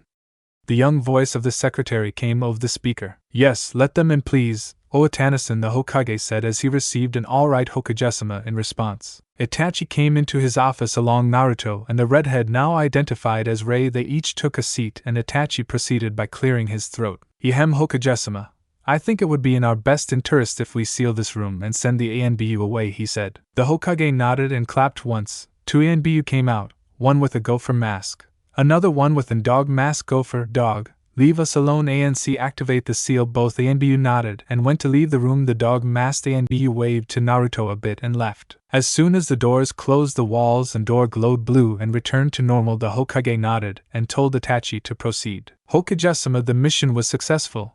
Naruto managed to contact the nine-tailed fox under my supervision. But we have many things to tell you, he explained, and proceeded to tell the Hokage of the events surrounding the mission. The Hokage passed through many phases, from fear to awe to shock and happiness, and many more. He hyperventilated when he heard about Naruto removing the seal and got shocked like a stone when he heard about Naruto's chakra, but he remained silent during the whole explanation. When Naruto activated the Shatek to show the Hokage, he got shocked again. Naruto deactivated it again, but something was wrong as his eyes remained purple. Naruto! Your eyes, said Rei, looking at the blonde. Blonde got a confused look and asked, what about them? The Hokage produced a mirror from a desk cabinet and handed it to him. What? He exclaimed at seeing his eyes a clear shade of purple. But I haven't the Shatek activated anymore, he said. Rei put her hand on Naruto's forehead and began glowing red. She concentrated for a bit before she opened her eyes. Strange, Naruto. Your DNA matches your eyes like you always had them purple. It's strange, but it has nothing to do with your Shatek. That is placed in a different chromosome. Oh well, if nothing can be done then it's fine. Then I do like this color, he said, looking himself in the mirror. Everyone's sweat dropped a bit before Rei nodded. Hiruzen wiped his forehead and said, Kami, Naruto, I swear you're gonna give me a stroke one of these days, with a smile. The blonde grinned. Oh, that's right. Gigi. Do you know anyone who could teach me build things of metal? He asked. The Hokage raised an eyebrow. You mean a blacksmith? Yes, actually, he got a card out of a desk cabinet. Higurashi Ryohei, the best weaponsmith in Konoha. Tell him you're sent by the Hokage and ask him whatever you want. The Hokage unsealed the room and opened the room. Dog-san, please take Naruto to the Higurashi weapon shop and take care of him, the Hokage said, and handed the card to the Anbu. Hi, Hokage-sama. Come on, Naruto, let's go, said the Anbu to the blonde, who nodded. Rei left Naruto's arm and as soon as she did it both the Hokage and the Anbu could feel Naruto's chakra pressure a bit overwhelming and shocked them until Rei said to Naruto-kun, you still need to work on your control, you're leaking Jounin level pressure. Oops, sorry Rei-chan, said the blonde before concentrating a bit and lowering his chakra levels to mid-high genin. Akaizoru-san, Itachi-san, please stay, I still need to go over some things with both of you, said the Hokage. Itachi whined and Rei whined a bit but nodded nevertheless. Naruto followed the Anbu outside and closed the doors. The Hokage sealed the room again and sat in his chair. Itachi-san, Akaizoru-san, would you kindly explain about this mysterious Uchiha, he said, and both nodded. It goes like this, explained Rei with the occasional nod and comments from Itachi. They explained to the Hokage. As I feared, Itachi-san, I've got something to say to you. I've received reports that say that the Uchiha clan is planning something behind our backs. I want you to investigate this, as it seems many Uchiha ninja are in this operation, including Councilman Fugaku. This is a class secret mission and I trust you'll keep it. Itachi's eyes widened. Father? He thought for a second and remembered that many Uchiha were not totally happy with Konoha's system. He became preoccupied and finally answered Hokage. Hi Hokage-sama. I've noted Oswell something strange lately and wanted to investigate myself about certain clan issues. I accept the mission. Rei saw both older men and scratched her head. Since I've no idea what you guys are talking about, I'm gonna go find Naruto. She stood up and walked to the door. Wait, Akaizoru-san, I still need to talk to you about some things. Mainly arrange some things about Naruto, said the Hokage. Sigh, I hate politics, another reason I left the demon realm, thought Rei as she took seat again. Naruto and the dog-masked Anbu were walking down the road from the Hokage Tower going through the market district of Konoha. Naruto received the usual hateful and gold glare, but this time instead of shying away he ignored them, or at least was unaffected to them. The same couldn't be said about the Anbu who accompanied him though. This dog-masked Anbu felt terrible, and was tempted to glare back at the villagers for how they treated the blonde besides him. Yet he was mesmerized by his little charge. The way he took the glare was as if they were unresistant. This was nearly a total 180 to what the child used to be. Curious about the sudden change, he tried to start conversation with Naruto. He knew about the assault the child suffered on his birthday, and he was pissed. He begged Ibiki to let him have a go with the prisoners, and after a while and some sake bottles the head of Konoha's interrogation department agreed. He used 5 Chidorus that day, and all of them aimed so the aggressors would never have children again. So how have you been, Naruto? Asked the dog-masked Anbu, trying to break the silent escort on our favorite purple-eyed blonde. I am fine, In-san, and you? Asked Naruto with a small smile. I'm fine, Naruto. So what have you been up to? The Anbu asked again. Not much, In-san. Naruto knew he could trust this silver-haired Anbu. After all, he had saved him a couple times in the past, and was the one who rescued him during the incident when he was 5.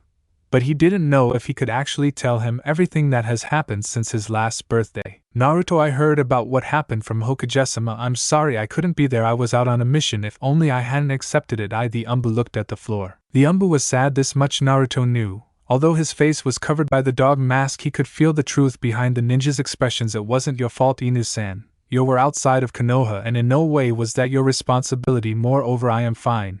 Itachi Nizan saved me back then, so it's alright. Still, look, we are here. Naruto, stay behind me for a bit, said the Anbu as they stumbled upon a large building with the name Higurashi Arms. It was the weapon shop. Naruto and the Anbu promptly entered the building, the bells from the store's door ringing as they entered. Naruto's eyes widened when he saw the assortment of weapons and other tools in the store. Kunais, shurikens, katanas, hammers, you name it, they had it on display, and of various designs as well. Naruto was contemplating kunai adorned with a vine design made of gold when a voice sounded from the back of the store. The rough but cheery voice sounded, welcome, welcome, what can I do for ya? As a large man came from a door behind the counter. He was a good feet taller than the Anbu with Naruto, around 6.4 feet. Yep, he's taller than Jiraiya. He had a buff build that while he had a wide stomach one could tell it was pure muscle under his clothes. He had short slicked back black hair with some silver in it, and a Van Dyke beard. He had expressive brown eyes that held a smile of their own. He was dressed in an olive green short-sleeved shirt and jeans. Any other details on his clothes were obscured by the large leather apron with the Konoha symbol he was wearing. Hi there, Anbu-san, need any spare kunai or something? The man said, looking at the Anbu, apparently not noticing Naruto. Actually, Mr. The Anbu began and waited for the man to introduce himself. Ryohei, Higurashi Ryohei, the man gave his name. Ryo, he's the one who wanted to see you. Is this child with me? Said the Anbu, stepping aside so Naruto was a bit more visible. The Anbu was waiting for the man's reaction to Naruto. When the man saw Naruto, he froze instantly, and with shock in his eyes he muttered something inaudible to both Naruto and the Anbu. "Minato?" was what he whispered, and neither Naruto nor the Anbu heard him. The man quickly composed himself. "Ahem, hi there, short stuff. What do you want from me? Don't tell me you're a ninja. Not another Itachi, darn it, I swear that kid nearly gave me a heart attack when he came here for some equipment." The man said, a little surprised, and then laughed in the end. The Anbu was pleased by his reaction. Naruto, however, was slightly confused. "He didn't throw me out. That's the first. Most people, when they see me, either kick me out of their store or cash me extra for everything. Moreover, I can't see the slightest negative reaction in his eyes. This is just weird." "No, sir, I'm not a nin." "Wait, you know Itachi Nizan?" asked Naruto. "Do I know him? Damn kid came here when he was about your age saying he was a darn genin. At 7. And the darn gaki is an Anbu captain now at 13. Just what has Mikoto been feeding that kid, I wonder anyhow? What do you need from me, kid? Do you make all this stuff?" Naruto asked while pointing to the weapons. "Damn straight I do, finest weapons in the village. Why? Have any commissions?" asked the man, curious as to why the kid sought him. I want to learn how to make weapons," Naruto answered. This brought surprise to the man, and began humming and looking at Naruto. "So why do you want to learn to forge weapons?" the man asked cautiously. "Because what you make is beautiful. But if Nizan uses them, they must also be very good and strong. I want to learn to make strong weapons, and also I have some things I need to build myself. And I need the knowledge to make them," Naruto answered unhesitant. Ryohei hummed again before saying, Very well, Gaki. Come with me to the forge, and if you endure the heat and pay attention, I might take you as an apprentice," the man said, stroking his beard. Naruto grinned evilly as his amethyst-colored eyes sparkled cool. Then, "See you later, Ine-san." Naruto waved to the Anbu as he quickly went behind the counter and entered the door. Before Ryohei followed Naruto, he turned to the masked Anbu. "Don't worry, Kakashi. I'll take care of the gaki." The Anbu nodded and disappeared in a swirl of leaves, leaving Naruto in the weaponsmith's hands. Entering the wooden door, he turned to Naruto. "Wait a sec, Gaki, I'm gonna ask my daughter to mind the store for a bit," he said as he went towards some stairs. "Hey, Tenten! Come down and man the store for a while." The man screamed to the stairs, trying to catch someone's attention. A small feminine voice answered, "On my way, Otusan." After some weird ruffling sounds, including something that sounded like breaking ceramic, a door slam, and running feet, a young girl came from the stairs. She was pretty in Naruto's opinion. Not gorgeous pretty like Rei-chan, but more a simple pretty. She had brown hair tied in a bun behind her head and her short bangs parted in the middle. She had the same expressive chocolate brown eyes of Ryohei. She had a fair skin. She was wearing a short-sleeved pink shirt with a panda etched on the front, some dark blue shorts and dark blue shinobi sandals. She had some bandage wrapped on her right thigh and a small red kunai pouch on her left hip. As she turned to look at Naruto, she was slightly confused. "Hey, Dad? Who's the kid?" she asked, and this irritated Naruto a bit. "Hey! Who are you calling a kid? You don't look much older than I do," he shouted, and the little girl giggled. "Haha, yeah? Well, I'm 8, and I already entered the Shinobi Academy," she said smugly. "So what, I am 7 and I'm also gonna be a shinobi, and a kick-ass one. Believe it, Hokage Tower, Hokage's office. H.U. Rei sneezed loudly. Bless you here, Rei-san," said the Hokage, gave her a tissue. "Thanks, old man. I have a feeling I have to hit Naruto as soon as I see him, plus the strange need to teach him not to say something hard," she said, absent-mindedly tapping her chin with her index finger. The Hokage's sweat dropped at this. "Poor Naruto-kun." Higurashi arms. 7? Are you sure?" said Tenten as she hummed and checked out Naruto. "Aren't you a little short for being 7? She motioned to his height with a slight smirk. Naruto's eyebrow twitched, and he opened his eyes wide. "Yeah, have a problem with that. I'll be a freaking giant shinobi before you know it," he said in a defying voice. "Whoa, how weird, purple eyes, never seen them before. They're kinda pretty. Is that some kind of bloodline? Like that kid Niji's?" she thought before responding. "How good luck with that.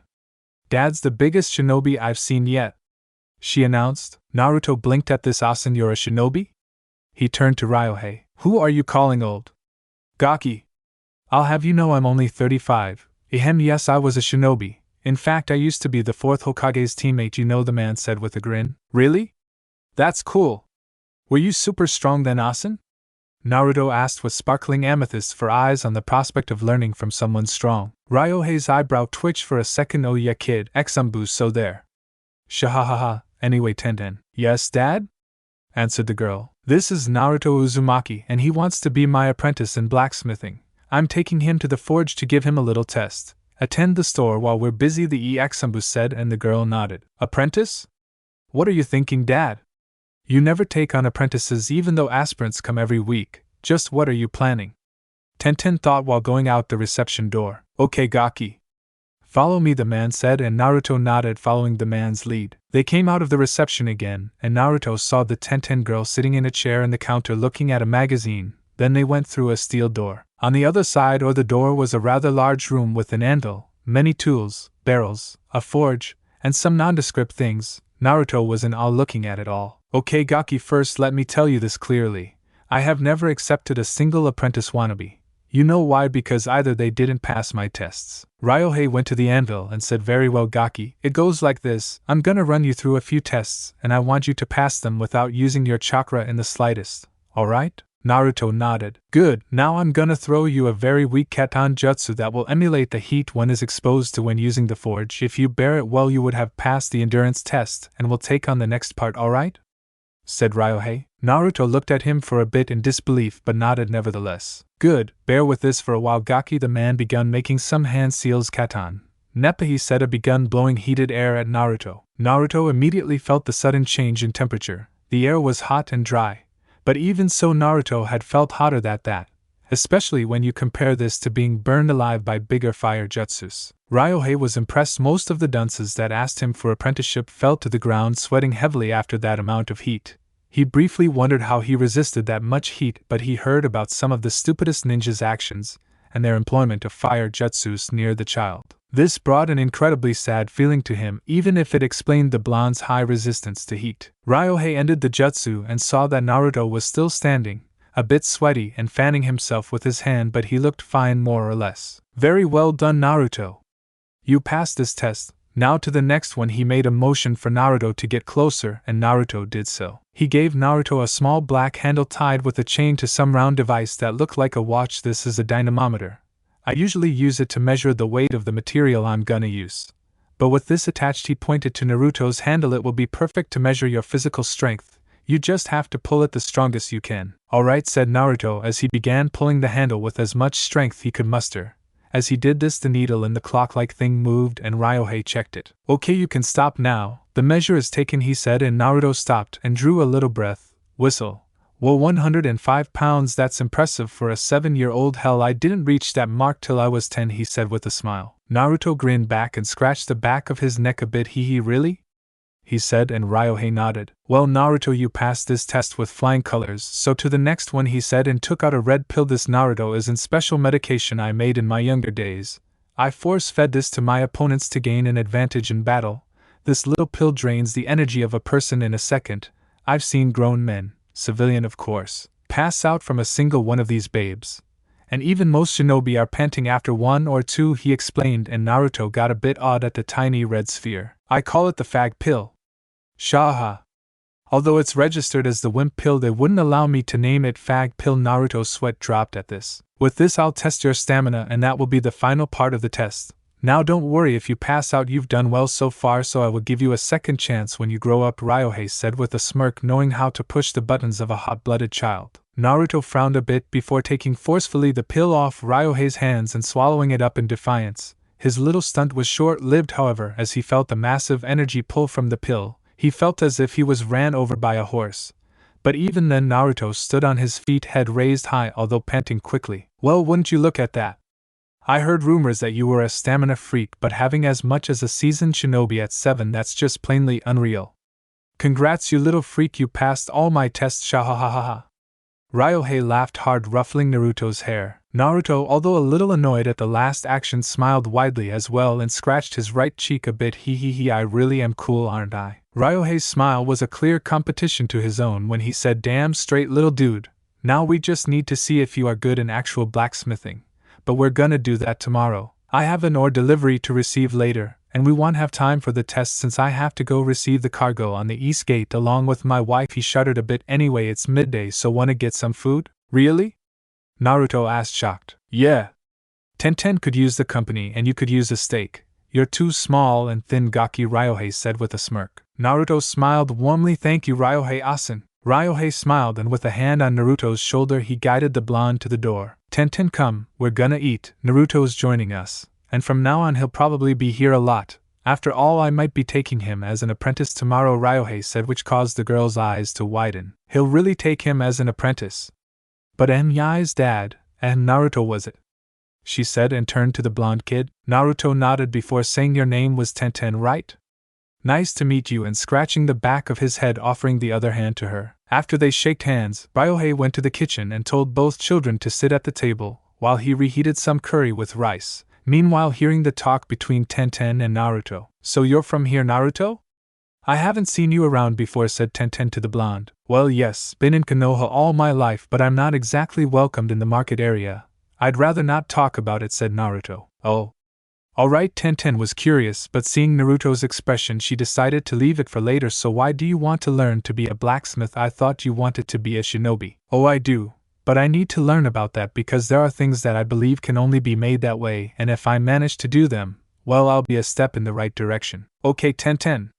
Naruto, food's up, Ryohei said as he placed 3 plates of food on the table. Eat up, while it's hot, Naruto. While they ate, some everyday topics were mentioned and Naruto had chatted with them happily. Thanks again for the food, Ryohei-san, said Naruto as he stood on the front door. No problem, Naruto. Just quit calling me old, shahahaha. Ryohei laughed, half his mind giving up on changing the way the blonde calls him. Not a chance. Anyway, Ryohei-san, Tenten-chan, sayonara, mata ashita, goodbye. See you tomorrow, Naruto said as he walked away and waved goodbye. Bye. Gaki by Naruto waved both Ryohei and Tenten to the retreating form of Naruto. Well, Tenten, I have to go change, so I can go for your mother and the ore shipment. Ryohei sighed. Is mommy gonna cook tonight? Tenten asked, suddenly serious. Let's pray for the opposite. Tenten or Naruto's test will be the day after tomorrow for stomach problems. Both Higurashi shuddered at the thought and D silently agreed. Konoha's streets. Well, what should I do now? Rei-chan is still with Ajisen, or she would have found me already, the blonde mused as he was walking aimlessly. Naruto thought I could go to the park a play for a while. Yeah, that's what I'll do. He then smiled and changed his course so he was in the direction of the park. As Naruto was reaching the park, however, he came upon a sight that made him frown. Some kids that often bothered him were bullying someone. A little girl about his age with short midnight blue hair and a white yukata. KH. What's with this? You still play with baby dolls? You baby? Called the big fat boy with black hair and a buzz cut that was holding the girl's doll over his head, and henceforth hers. What are you gonna do, huh? He called as he pushed the girl so she fell to the ground. You gonna cry, huh? Called another kid, this one the same height although much thinner, with brown spiky hair. He was mockingly rubbing his eyes in a mock crying manner. Boo-hoo, he was chanting. Another kid, this one shorter with curly black hair, was laughing while repeating what his accomplices said and currently making mock crying noises. Frowning once again, Naruto drew a breath as he moved firmly towards them. Oh, I. Yaradomo, one, he shouted, calling the attention of the bullies. What the hell do you think you're doing? Naruto said angrily as he stomped towards them. Oh, look, it's the demon brat. What do you want, wimp? Said the big boy as he looked at Naruto. I want you to leave her alone and give her back her doll, Naruto said angrily, and he looked under the bigger boy's eyes. Oh yeah, and what are you gonna do about it, huh? Said the brown-haired boy with a nod from the shorter of the trio. I'm gonna make you, answered Naruto, pointing at himself with his thumb, eliciting a laugh from the bullies. Ha ha, very well, wimp. Let's see you try. The boy shoved Naruto on the intent on throwing him to the ground. He was surprised, however, when the blonde did not move an inch. Naruto was slightly confused as well. Normally he'd be in the ground with that shove, but then he remembered Raiken's physical training, read, torture, and realized it served its purpose, and he was much stronger now, so he simply shoved the kid himself, grinning at the more than accomplished purpose, for not only did the bully got shoved, but he fell to the ground after being sent backwards a good 4 feet. The bully ended on the ground with swirls for eyes and little tweeting bird sounds. What kind of boulder hit me? He squeaked before falling dizzy on the ground. The rest of the boys tensed. Kojiro was the strongest of us. If this kid threw him off, then we have a snowball's chance in hell of winning. Retreat, both thought, and with a nod agreed with each other, giving a small glare at Naruto. Naruto, obviously not knowing their thoughts, tensed at the glares and prepared for a fight. What he didn't expect was, however, run like hell. Both boys screamed, grabbing their downed fellow bully, leaving the scene quickly and leaving Bane to sweat dropping Naruto. "Well, didn't see that one coming," said Naruto before he turned around to the girl. The girl was happy that someone came to help her. She looked at her savior as he helped her to her feet. He turned and grabbed her doll, which had fallen to the ground, and dusted it off before giving it back to her. "Thank you," she said softly. Naruto grinned. "Hey, no problem. I hate bullies, and seeing people being bullied, it reminds me of myself too much." He silently added, "I'm Uzumaki Naruto. What's your name?" he said. She was about to answer when a cry of Hinataken, "Where are you?" and "Nei-chan" sounded. They turned around and saw a woman with white eyes, long midnight blue hair, and a white kimono, holding a little girl a bit younger than them with brown hair and spiky pigtails and a white yukata. The little girl also had white eyes, and Naruto presumed they were the girl, now identified as Hinata's family. The girl Hinata turned to Naruto and said while bowing, "Sumimasen Naruto-san, but I have to go now. My name is Hyuga Hinata," she said before she get him lightly, "and thank you for helping me," she said before going after the persons. Naruto just nodded and saw how the girl called after her mother and seemed to talk to her about something before pointing at him. Naruto half expected the girl's mother to get angry and tell him to stay away from her daughter, as he was used to, but he was surprised when the woman smiled at him and bowed silently, giving him her thanks. Naruto got slightly tipped off but quickly bowed as well, and the woman smiled at him before nodding and leaving. Naruto was slightly confused but eventually shrugged it off and went to play around. As Naruto went towards the slide, he failed to notice a little figure who was watching him out of curiosity. Naruto sat down in the swings. Normally he would play alone for a while before sitting in the swings, and this was accompanied by him feeling bad, empty and sad. But then he realized he didn't felt that way anymore. He began to wonder on the reason why, and he remembered about the happenings of the last week, and how much he changed by them. He thought of when Kami told him about that crazy bloodline of his, which reminded him that he had to ask Sarajiji about his family. He thought about how now that Itachi was out of Anbu, he could finally play freely with him without compromising his missions. Finally he thought of Rei and how she was the friend he always searched for. He smiled warmly. This shocked the little silhouette trailing him. "I wonder what in heaven is Rei doing with Gigi that takes her so long to come find me?" Naruto wondered. "Hokage Tower, Hiruzen's office. Bloody hell, you old fool. How do you even manage to get so much paperwork?" Rei said as she was helping the Hokage sort and defeat the bane of all Kages while very tempted to use an Onikaten jutsu. "I honestly don't know, Akai Zora-san. I swear I'm gonna kill the next person who comes with another stack of papers for me to sign." The old Hokage sighed. "Once again, I thank you for helping me solving this problem." The old Kage stressed the lost word as a secretary came with a fresh stack of paper, which in Hiruzen's eyes was still smoking from the hellish pits it spawned from. "Seriously, old monkey, Grandpa took care of the political title of Kyubi while I was in the demon realm, and I ruled everything there, and not once did this much paperwork stack together," she said with irritation as she too glared at the secretary, who took notice of the glares and got out of there as fast as she could, which was pretty darn fast for a civilian. Konoha's playgrounds, swings. Yamanaka Ino always was a curious person. You could ask around and they tell you she was gossip incarnate, yet this wasn't so much true, though the real reason for the misconception was that it looked similar from the eyes of others, but nor hers. She knew the reason pretty well. She had curiosity, a lot of it. She was curious about her peers, about herself, about the response her friends would have before spicy news, curious about flowers, animals, about many things, but one in particular spiked her curiosity, as of lately. Uzumaki Naruto, the so-called demon brat of Konoha. She saw other parents telling their children to stay away from him, and even saw how the mothers of those who bullied him praised their children for it, which by itself made her mad. She despised bullies after all. You can ask her best friend Sakura and she'd tell you this. Her own parents never said a bad thing about the kid. Whenever his name was mentioned, they'd either adopt a face of sadness, or one of hatred, the latter usually directed at those who spoke bad of the kid. It was only expected that this, as well as the times she heard parents saying they failed to adopt him again, that her curiosity would flare. Why was everyone mean to the kid? Why did most adults seem to hate the child?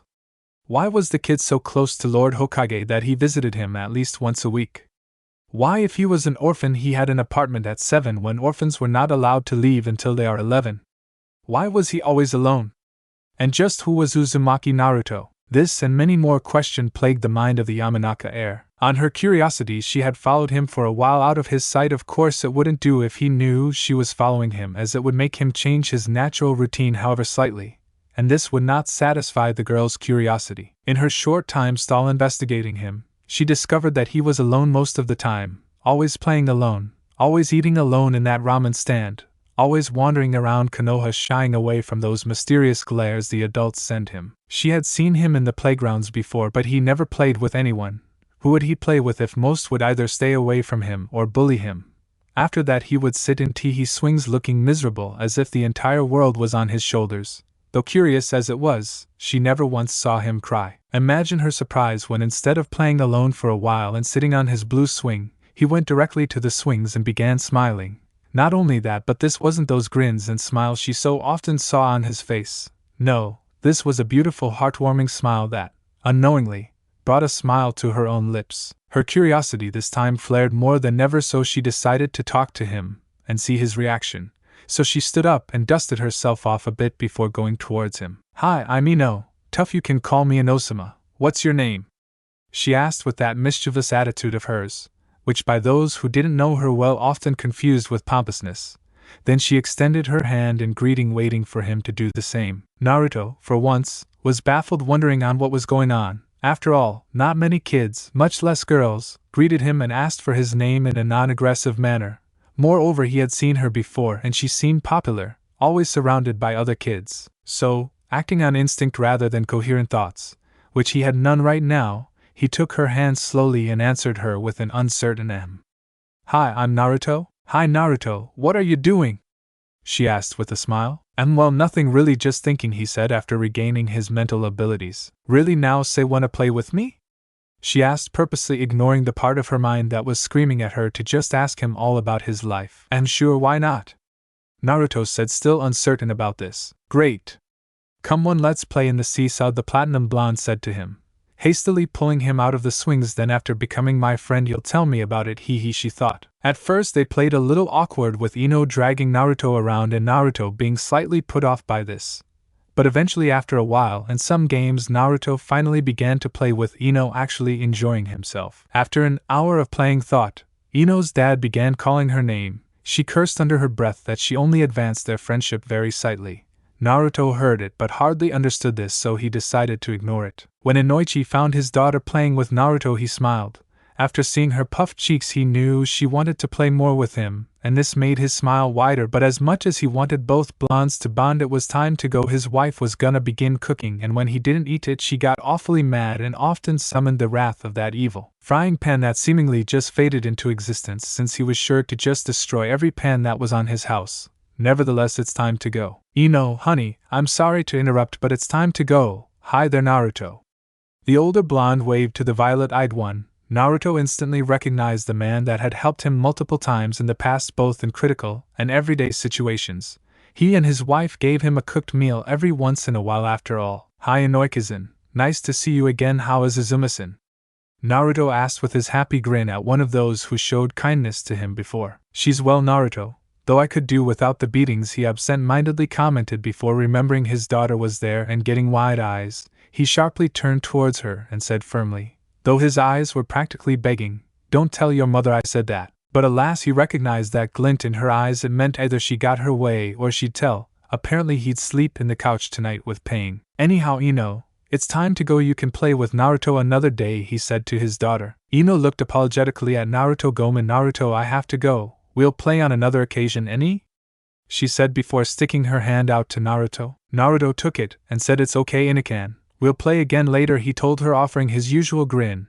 He didn't notice the slight pout on the platinum blonde's face. "Damn, I wanted to see you smile like you did a while ago." Perhaps with time, Ino thought before shaking hands and leaving with her father. "Bye Inoike-san, bye Inikan, see ya later," Naruto said, and they waved back. And with that he was alone again. He had played for a bit, and the sun was going down. He briefly wondered just what was Rei doing right now. Hokage Tower, Hiruzen's office. "How much longer must we do this?" complained the demon princess, seeing the old Hokage fill some paperwork. "For a while more, Akaizora-san. After all, this is all the pertinent paperwork to make a change of address.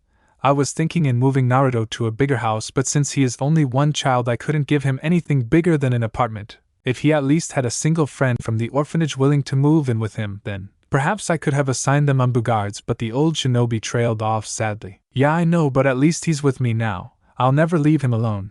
and besides with me around Anbu guards will be totally unnecessary, she offered with a grin. Hiruzen couldn't help but smile once he saw that grin in Rei's face, for it was much too similar to the grin of his favorite blonde. He briefly wondered if this would bring about more trouble than it was worth it, but dismissed the thought as soon as it came. Konoha's playground's entrance. Perhaps I should go look for Rei-chan. Naruto was talking to himself before a growl was emitted from his belly. A bowl or 200 from Ichiraku's sound extremely tempting right about now. Tough, she might want some too grullo, then again what she doesn't know won't hurt her, he reasoned as he went towards Ichiraku. The old monkey? Rei asked as she signed papers while looking out the window. It was dark already. Yes, what is it, Akai's Orison? The Hokage answered while smoking a little. Why was there so much paperwork, huh?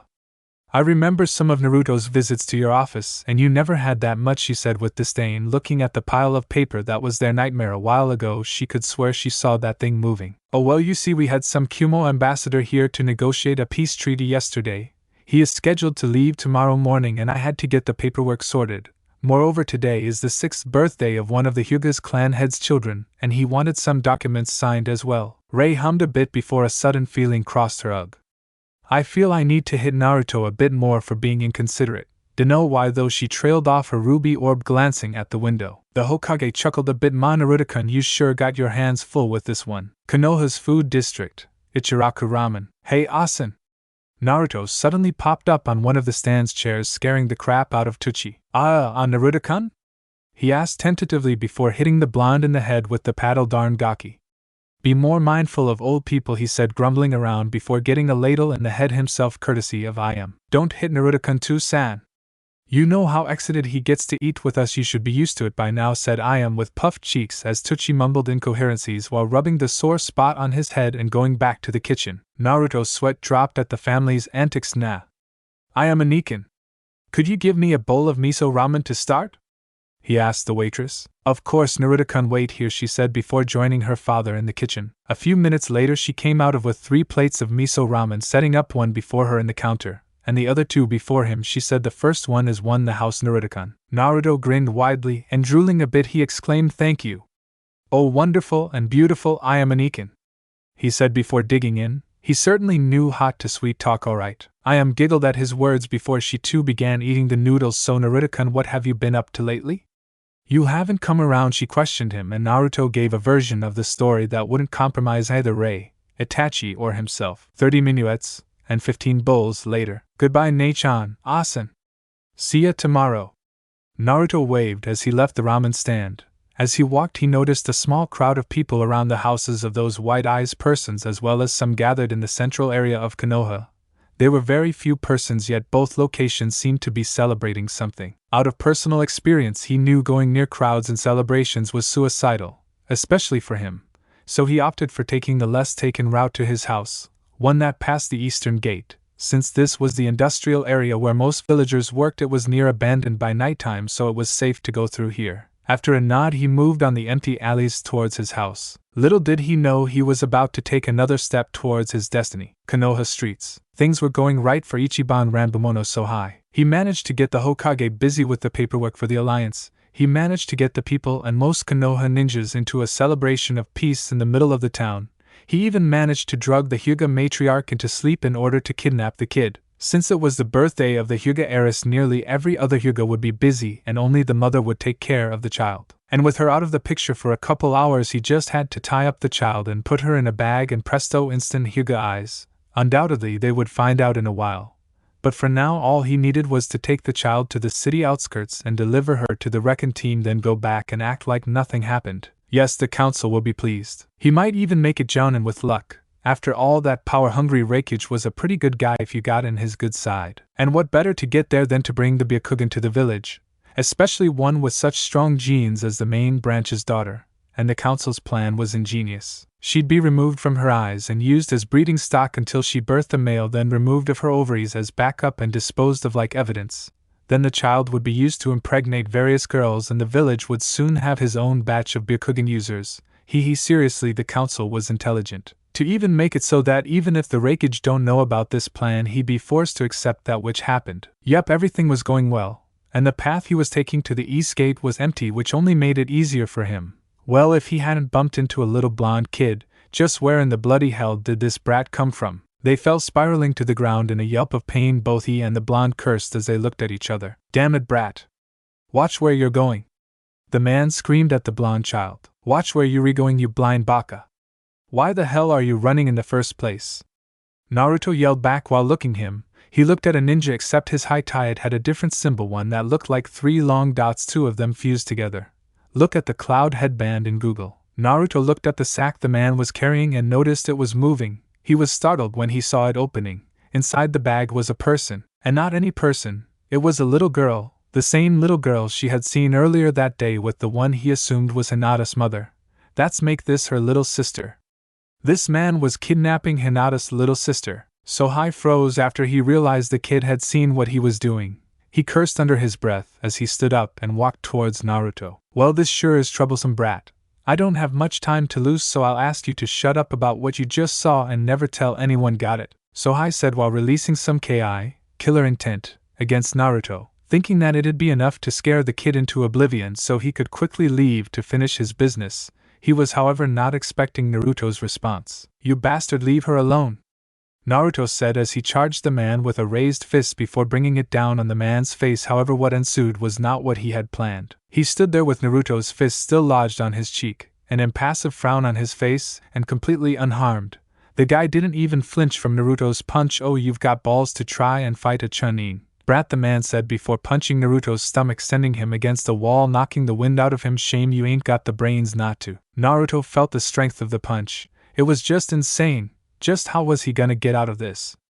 And what about Hinata's sister? Tentatively, Naruto got up and began making the hand seals for the jutsu he learned with Itachi, but before he was even halfway through them, he got sidekicked in the ribs and thrown into other wall, making the girl in the bag gasp. Though her mouth was slapped some duct tape, Naruto still recognized that as a gasp was hello sing. Another kick to the side of his head brought him to reality. Oh, so you know some jutsu, huh? I'm surprised. I thought kids were not taught about chakra until they were 9, much less a jutsu. Oh well, it doesn't matter, brat. You're still just a brat. The man lifted him from his shirt. Then it hit him. Reality fell on him like a ton of bricks. He was a boy. Sure, he was a strong boy, capable of standing up to bullies bigger than him, and knowing how to use a jutsu at such an age was something not seen since Itachi. But he was still just that, a little kid. I'll admit it, brat, that punch held some strength. Perhaps in time you would have been a strong opponent. Shame you ran into me before that. The man threw him against another wall and took a glance at him. You're finished, brat. Those wounds broke your bones. I'm slightly odd you haven't passed out from pain, but it's useless. If you don't get medical attention, you'll probably die, so it won't matter what you do. I'll just leave you here and deliver this little brat over here. He pointed to the bound girl, to my boss, and if by the time I get back you're still around, I'll dispose of you properly. The man turned around. Was that it? Naruto wondered, is this all I really can do? Am I really this useless? I couldn't even protect her. He took a glance at the bound girl. How am I supposed to protect myself? Asen Iyamanik and Itakinias and Hokugiji. Flashes of everyone smiling at him passed his mind. Ray-chan? He remembered the Crimson Vixen, images of their meeting in his mind, those pranks they'd pulled, the training, the laughs and smiles, a memory of her snuggling against Tenryukan. And oh, he thought, I can't give up. I can't give up. He clenched his fist and scrunched his face in effort to stand up. The man hadn't realized this, as he seemed to be trying to stuff the Hyuga girl back into the bag. Naruto took this as a chance and tentatively stood up. Clenching his fist, he called upon all his stubbornness to ignore the throbbing pain in his entire body.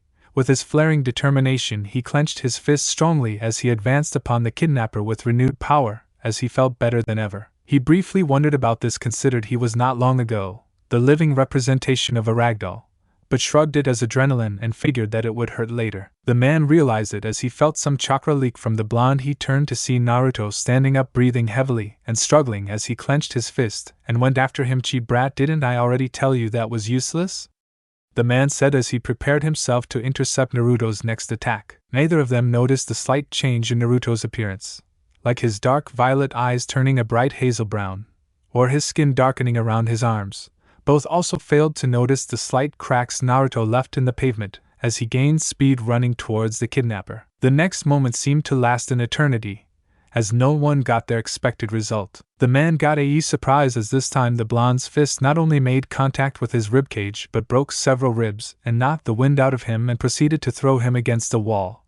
This of course accompanied by the tremendous amount of pain, What's going on here? A minute ago this kid's punch barely registered. Now it feels like a punch from Raikage-sama, were his last thought before falling unconscious. Naruto got surprised at the simple punch actually working on the opponent, and with enough force to throw him against a building and cracking the wall. Naruto stood there stupefied by this occurrence, and gaped a little at that, not noticing the previous changes in his appearance, fading away. The bound Hyuga slightly gasped, as well as you can do that while gauged, at her blonde rescuer. As he seemingly defeated her kidnapper, she also saw a slight change in Naruto's eyes, but she thought it was simply a light effect or something. She regained her sense soon though and prompted her rescuer to unbound her. Naruto snapped out of his stupor to quickly break the bindings on the girl and removing her gag. The little girl immediately jumped the blonde, enveloping him in a tight and thanking him greatly. Naruto was slightly taken aback, but quickly he get the girl back and patted the back of her head. Shhh, it's alright now, he kept saying to calm her down. At that exact moment 3 wide-eyed adults appeared, 2 men and a woman, 2 of them in white/grayish robes. Naruto recognized the woman as the one who picked up Hinata earlier, and both men were identical save for one of them having a black/gray outfit and having a headband on his forehead. Not sparring a moment and thought all 3 knew what happened. The blonde somehow had stopped the kidnapper and was currently consoling the girl. Hanabi! Quickly cried the woman as she get her daughter and thanked her savior. Thank Kami Naruto-san. Thank you? Both males tensed, looking around for the aggressor only to find him unconscious against a cracked wall, obviously in that state from a strong impact with said enemy. As the Hyuga head prepared a strong juken strike to the brain of the kidnapper, an arm stopped his midair. An arm belonging to a black cloaked figure with a white and red marked animal mask stopped right there. Hayashi! Yelled a voice behind them. As both Hyuga turned they saw the Hokage standing there, swirling leaves, announcing that he just shined into the scene. Along him was a girl with red eyes and hair that as soon as she saw the blonde she screamed Naruto and ran to him. Don't kill him, Hayashi. No matter what is your personal view on this, he is still an ambassador, and his death would undoubtedly put us in a bad situation with Kumo. Who knows what they might demand of us to compensate. Actually, I have a thought that you do know what they'd demand already, the old Hokage claimed sternly, and both Hyuga heads gulped slightly as they thought about it. The Byakugan. They demand a Byakugan, both thought. Naruto! Are you alright? What happened? Rei asked, concerned about her blonde friend's state of clothing, which suggested a heavy beating, who simply shrugged with a smile. Meh, it's nothing, Rei. He stood up. See, I'm Finn. He didn't finish his sentence, as he fell unconscious. Naruto! Rei screamed and caught him in his fall. The Hyuga woman had activated her Byakugan to look at her daughter's savior's condition. After a moment she sighed in relief as she said, do not worry, young lady. He's just exhausted, although I believe he'll be very sore tomorrow, she said, and Rei visibly calmed down a bit to the point of gently jing Naruto close to her. The previously kidnapped girl felt the strain of the day's excitement get to her, as she was slowly falling asleep. Sparing a last glance at her savior, she barely whispered arigato Atasher no hero before falling into a dreamland filled with white-armored, golden-haired and purple-eyed knights. Pain, pure unbridled pain, was all Naruto felt when he woke up. It wasn't the kind of screaming pain, but rather the sore kind that made you feel so heavy you don't even want to move. Ugweather, the blonde said as he tried to take in his surroundings. He saw many of his stuff, his clock, his pajamas, his bedsheets, his calendar, etc. However, the room itself, where the hell am I? Oh, you're up already? A voice called. Naruto turned his head to look at the source and saw Reiko standing there by the door. You took your sweet time, Naruto. It's been 2 days already, she said. What the hell happened? And where are we? Naruto asked, rubbing the soreness off his shoulder as he stood up. Oh, this is our new house. I arranged with the old monkey for us to move in together, and since your old apartment was only for one person, we now have a house, she said with a smile. Oh, by the way, she said as if remembering something, she walked to where Naruto was and suddenly hit him in the head. Hard, this is for worrying me, you dumbass. Arg. Naruto said, rubbing his head. What did I do? What? You ask? I'll tell you what. Not only did you suddenly thought you could play hero against an opponent obviously way more experienced and stronger than you, but you do it when you have absolutely no way to defend yourself. She screamed. And what the hell did you do exactly? You were completely exhausted. Did you use the Shatek again? Or why were your chakra coils filled with earth-type nature chakra? Do you even know what that is? Is unstable pure elemental energy. No living man can harness it pure. Even demons are careful with it. Next time you try something like that, I gonna kick your ass so hard it will hurt a week beforehand, she ended ranting. But that's... How can it hurt me before you beat me? Naruto wondered, interrupting the moment. I'll make it happen, so don't ask about it.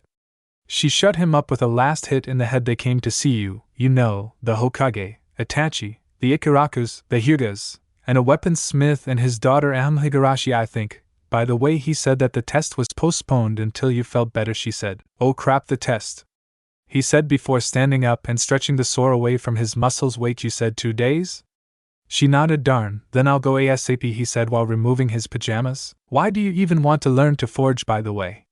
She said, giving him a clean orange shirt with a black swirl on it. I mean, don't you want to be a ninja?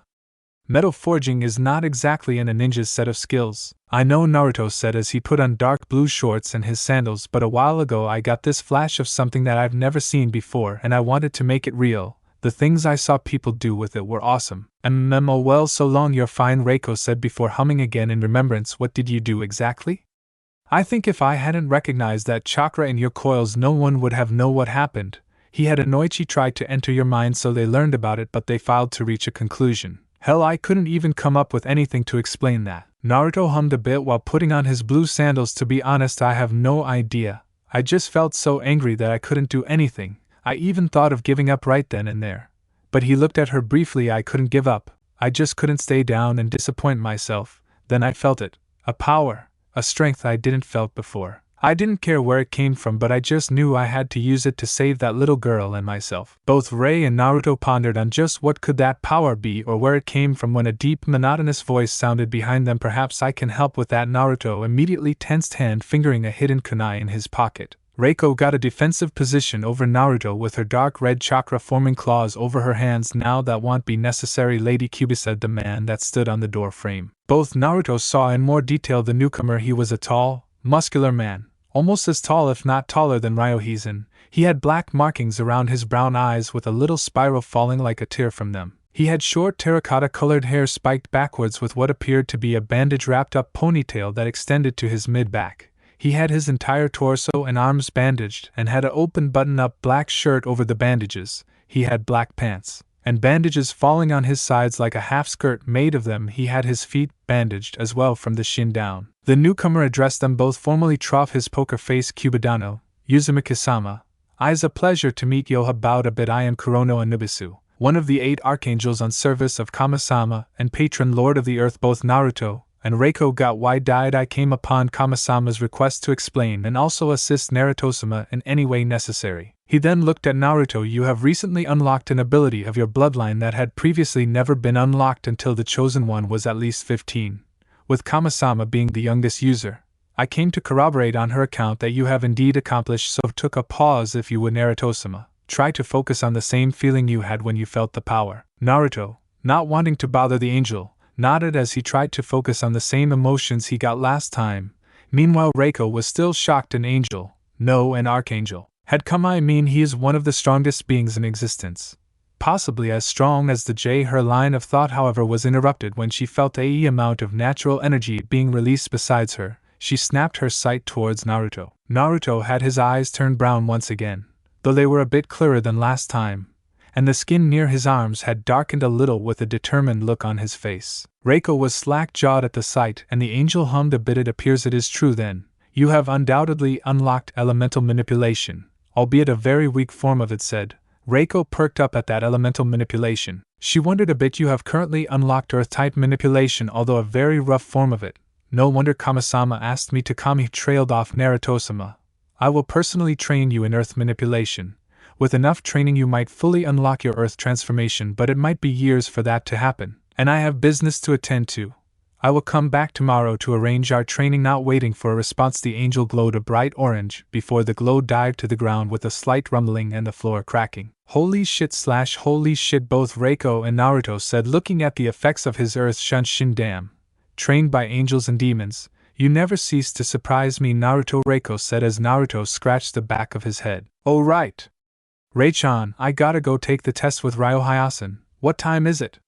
Naruto said while walking out of the room. Rei was slightly startled by his lack of interest on the fact that a freaking archangel just was on his room and wanted to train him. She figured he'd be jumping around. Exited Then she thought about it and realized something. Duh. He already met Kama-sama. And he's to be the next deity. Of course an archangel wouldn't be as surprising to him now. She shrugged it off and said, it's 10 a.m. I made some breakfast for me. But I made a bit too much, so dig in, she said as she brought him some scrambled eggs and bacon. No ramen? He pouted. Reiko looked at him flatly, before shaking her head. Ah, he whined while poking the eggs. Don't get me wrong, Naruto, ramen is awesome. But you're going to have to eat something more nutritious. Now that I'm here, I'll make sure you do. And yes, I will make sure to purchase supper at the correct price, she said, leaving no room for debate. Besides, don't you want to grow taller? She said as she looked him make a face. Naruto instantly got wide eyes and began to eat the eggs and bacon. Reiko giggled at his antics, but she also served herself and dug in. She chewed the bacon, enjoying the taste. She recalled that while inside Naruto, she got to taste the flavors of what Naruto ingested, and she recognized that ramen was still the best thing that ever happened. But so many years of tasting barely anything other than ramen and near-expired milk was boring, and she missed other foods. Hokage Tower. Hiruzen was currently going over the reports of a small earthquake that seemed localized around the area where Naruto and Reiko's house is now located. The old man sighed a bit, so Naruto woke up. Curious, he recovered a lot faster than expected, the old Hokage said while fingering a small orange book under his desk, just so tempted to read it right there and then. Hokage-sama came the voice of one Uchiha Itachi as he stepped into the Hokage's office. Ah, Itachi, what do you require? I've come upon startling news, Hokage-sama. I suggest sealing the room, Itachi said, and the Hokage, seeing his serious face, complied to it. After asking the two Anbu always stationed in his office to get out, the old Hokage turned on the seals of the room, completely isolating them from the outside world. So what is this about, Itachi? The Hokage sat on his desk again with a serious look on his face. As your request, I've been investigating the strange movements within the Uchiha clan as of late, and I've come upon startling news. It appears that some of them are not completely comfortable with the way the Uchiha's position currently is within the village. They feel they should rule Konoha themselves. And though many are not vocal about it, their intentions and actions have led me to believe that they are planning a coup d'etat. Though the date, if the plan goes through, is still unknown to me, Itachi said, and the old Hokage hummed a bit. How many and who are the Uchiha that know of this and or are supportive of it? The aged Hokage asked of Itachi while analyzing the situation. I'm not sure, Hokage-sama. I overheard two Uchiha elders speaking about this, and I believe there is a high possibility that father is in on it as well, and might even be the main instigator. However, the number of people in the plan, as well as their identities, are well kept secret, though I believe mother is unaware of it based on her reaction to father's late behavior. I believe some other families within the compound are also unaware of this movement, though I've yet to correctly identify them. The Hokage hummed again. For now, it'd be too risky to make a move, especially not knowing the full details. Itachi, can you somehow get in on their scheme? It will be hard, but I suppose I could with some time, Itachi answered. Perhaps with help of Shursui's special push I could do it faster. But I fear that he might be in on that scheme. I see. Very well, Itachi, I want you to keep an eye on Fugaku, and try to be let in on their plans, or at least gather enough data on them, the Hokage commanded before Itachi nodded. Oh, and one more thing. Naruto seems to have woken up. Could you check up on him? He said as he deactivated the seals in the room. Itachi nodded once again before leaving through the door. The old ruler sat on his chair and eyeing the window. He let out a sigh. I'm too old for this type of shit, he said before taking an orange book from his desk. Naruto's house. So any idea on what the angel was talking about? Naruto said as he chomped down on the eggs. Archangel Naruto. And I believe I do. I read in the palace's library that when alive, deities were this mighty warriors or wise men and women, who could bend the elements to their will. Matter itself was but putty in their hands. I don't know much on the technical details, but I'm sure it'll come to you with time, Reiko said before taking a sip of orange juice. Libro, when did you go to the library? Naruto asked, a bit confused. I spent the first 2 years of my life in the demon's royal palace being groomed into the next ruler. I was then forced to learn the entire library by the time I was 3, of course, so I could take over the mantle on my 5th birthday. I bailed out of that when I was 2, hehe. I didn't finish the library but did learn a lot of interesting things, like the fact that I'm not the first QB to run away. In fact, Grandpa did it when he was 3 years old.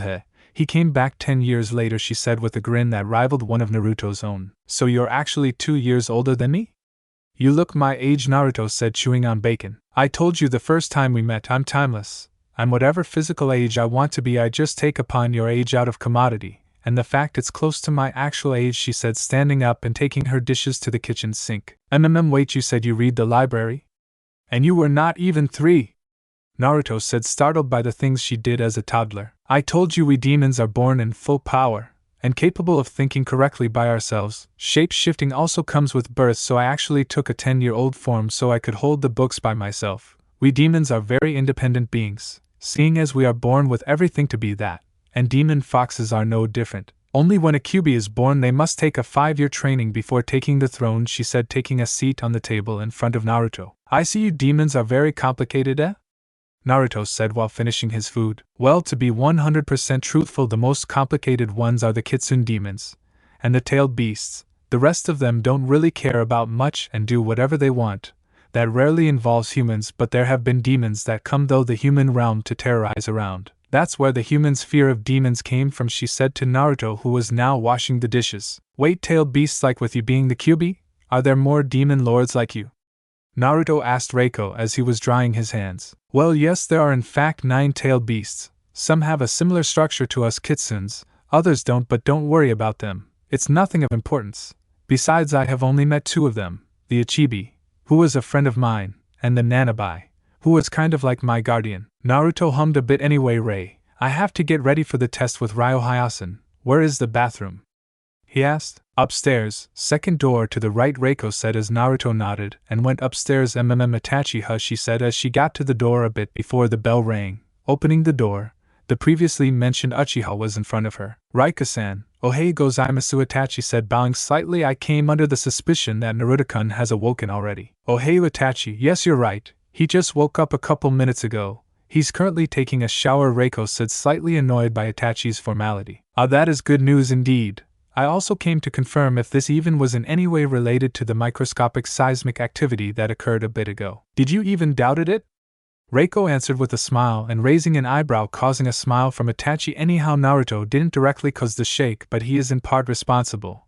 Perhaps later, after talking with the Hokage, will he tell you, because frankly I can hardly believe it myself. So shall it be. Seeing that Naruto-kun is busy, I shall depart. I'll see both of you later. Goodbye, Raika-san. Itachi bowed again before disappearing in a leaf swirl. Reiko sighed once Itachi's presence disappeared. Now I guess I'll have to begin making plans for Naruto's itinerary. With the basic training and what Kurama-san wants to teach him, he'll be pretty busy. At the blacksmith lessons he wishes to take, and well, it's a good thing he recovers fast and has a lot of energy. She then went to her room to do her bidding. Later. Rei-chan. I'm going already. I'll come back later, Naruto said as he went out of the house. She smiled a bit at the chan thing but suddenly said, wait. Nary, she started. He had gone already. She sighed a bit. Darn that boy. He doesn't even know where this house is or how far is it to the weapon shop. Oh well. His problem now. Where did I put that scroll? I'm sure I left it around here. She began searching while Naruto was getting himself lost. With Naruto, I should have asked Rei the way, Naruto said as he was lost somewhere he hardly recognized. This must be the richer sector of Konoha. Naruto mused and was a bit confused. The house was in the richer part of Konoha, yet it wasn't much bigger than an upper-class civilian house, nothing compared to the large clan compounds or the Uchiha's mini-citadel. Who was rich enough to afford the land and still prefer a smaller house when built? Although it'd be easier to pay maintenance, and then when did I started understanding real estate affairs? Darn flashes filling my mind with crap instead of awesome things, Naruto mumbled as he took a turn to the left and came out somewhere in the market area. Oh, I recognize here. The house is close to the Hyuga compound. He looked around a bit. So the weapon shop is over there, he said while walking towards Higurashi Arms. Later, entering the store, Naruto waved to the one behind the counter. Hi there, Tenten, he said with his closed eyes and large grin. Naruto. What? I thought you were out cold. She was genuinely surprised at seeing him up when the day before she heard her father said he wouldn't be up in a week. At least I thought you were supposed to be knocked out for a couple more days, she said as she got down from the chair and went to Naruto's side. What can I say? I recover very fast, he shrugged with a grin before getting bopped in the head. Dumbass. Don't go around playing hero like that. You nearly got killed for what I heard, Tenten said while Naruto rubbed the back of his head. That's the second time I get hit on the head, he mumbled as Tenten was fuming, though at least there was no worse threat afterwards. Oh right. I came to see your father, Tenten. Is he here? Naruto said, remembering why was he there in the first place. Dad? Yes, he is in the forge working on some kunai. You want to go see him? Go ahead, Tenten answered, pointing at the door to the forge. Okay, thanks, Tenten, he said as he went into the forge. Tenten sighed a bit and returned to the counter, while reading a weapons monthly magazine. Once he entered, he saw Ryohei dipping in water a red-hot kunai. "Hey, Ryohei-san," he said, smiling at the soothe-covered blacksmith. Said blacksmith turned to see a young blonde grinning widely at him. "Naruto? I thought you'd be out for a week. Come closer." Gaki, the bearded man, said as he waved Naruto to come closer. Naruto did as told. As he said, "I heal very fast." He shrugged off, with Ryohei doing the same. "So what did you come here for, Gaki?" he said while looking at the blade of the kunai he just made. "I came for the test," Naruto said. "You came to take the test? I would have thought you would at least take a day or two after you woke up to recover," Ryohei said, slightly surprised with the blonde's drive. "Nah, I'm fine. I can do this," Naruto said, stubbornly determined, drawing out a sigh from Ryohei, who scratched the back of his head a bit before looking at Naruto again. "Alright, Gaki. But I have to finish this up. Why don't you go back to the store and help Tenten while I finish?" the blacksmith said as he dismissed Naruto with a wave of his hand. Naruto nodded and got out of the forge to see how could he help Tenten. Shrugging at this, Ryohei put back his goggles as he went and grabbed another piece of iron to make more kunai. Naruto stepped outside of the forge and waved to Tenten, who waved back. "I'm gonna take the test later. Want me to help you on something in the meantime?" Naruto said. Tenten shook her head a bit. "Nah, today has been a slow day. Not many clients." Naruto nodded and took a chair near the counter. A bit later, a woman came into the store carrying some paper bags with supper. She had a sleeveless light blue vest and white skirt with sandals and a brown apron on. She had her brown hair in a bun on the back of her head with crossed hair chopsticks in it, and some long braids falling from it. "Hi, Mom," Tenten said to her, surprising Naruto a little. "Hi, Ten-chan, I'm home, and I brought the dinner," the woman said before looking at Naruto. "Hiya there, kid," she said before looking back at Tenten with a smile. "Ten-chan, could you come here for a bit?" she said, motioning to Tenten to come closer, and began whispering in her ears. "M.O.M." Tenten said, getting red in the face. The woman laughed a bit before whispering back to her, and Tenten whispering back. After a while, the woman pouted a bit before getting a smile and looking at Naruto. "So you're the Gaki Papa Bear keeps talking about?" she said. "Nice to meet ya. I'm Tenten's mother, Higurashi Hama. You're Shiku," she gayed while giving Naruto a nice guy pose looking similar to a certain green-wearing jounin who sneezed at that moment. Hi. My name is Uzumaki Naruto. You're Shiku," he said, shaking her hand. "Ano Hamabe." He paused at her glare. "Sen." She nodded, and he released a breath. "Ano, you're Tenten's mother, right?" At her nod, he continued, "Does that mean you're the same age as Ryohei-san? You look quite young." Hama grinned widely as a groan was heard behind Naruto. "For heaven's sake, Gaki, I'm only 35, Ryohei whined after coming out of the forge. Hama grinned and said, "Shut up, old man. Except that you're aging properly," she said while ruffling Naruto's hair. "I am only a year older than you. How can you age so slowly compared to me?" he cried comically. "You just age faster, Ryokan," Hama said before tiptoeing her way towards Ryohei and ing him. "Anyways, Naruto, I finished preparations. Come to the forge, and we'll start," he said, holding the door to the forge open. "Go on, Narukan. I'll make you some sandwiches," she said, and both Tenten and Ryohei paled slightly. Naruto noticed but remained silent, although he heard a hardly audible whimpering of "please don't" from Ryohei before he was pulled by the elder man into the forge. Once the door was closed, Ryohei turned to Naruto and whispered harshly, "If you eat those sandwiches they might kill you, so just act like you did, and we'll throw them into the fire," he said, sweating a bit, and Naruto's eyes got big as saucers before he nodded quickly. Ryohei nodded and walked to the anvil to get some things. "Okay, Naruto, put on this gear," he said, and handed Naruto a pair of gloves, goggles, and a leather apron like his own but smaller. Naruto took the clothes and quickly put them on. The clothes fitted him well, and he turned a slightly questioning glance to Ryohei. "They are Tenshin's gear," he said, and Naruto accepted the explanation. "So what's first, Ryohei-san?" "There is no first, Naruto. I'm gonna put you shaping a kunai. Come here and look at me doing it, and then I will have you try it," he said as he got some thongs and grabbed something from a pile or red-hot ash. It was a small cube of red metal. He proceeded to hammer it until it was about twice the length of a kunai. Then he folded it again and kept hammering again. This folding and stretching kept going for a while until he finally smashed it into the shape of a kunai. He dipped the red metal in water and smeared some mud-looking thing along the edges. Once the mud was done, he took some of the sandwiches Hama had brought and tossed them in the ashes. Naruto got wide eyes as flames and sparks erupted from the ashes. Ryohei took the kunai and dipped it into the ablaze ashes and began fanning the flames so they grew. After a while the blade eventually turned bright red. He removed the blade from the ashes and dipped it into the water again. After a bit he took it out and inspected the blade. Nodding for a bit, he put it in the table. Now all it needs is sharpening, but that'll be for later. I want you to do the whole thing you saw, Naruto. I'll be watching you, so don't worry. In case anything goes wrong, I'll simply point it out to you. Naruto nodded and proceeded to do the same as Ryohei. He was quite nervous, but he just kept doing what was asked of him. Naruto knew he was doing something wrong, or at least not completely right, but Ryohei was just staring intently at him without commenting anything. After Naruto finished the shaping, he dipped it in water and Ryohei gave him the mud-like substance. Naruto took it and began brushing the kunai with the substance. After a while, Naruto put it again in the flames and waited. Ryohei took the kunai out as soon as it was ready, knowing Naruto wouldn't recognize when to do so.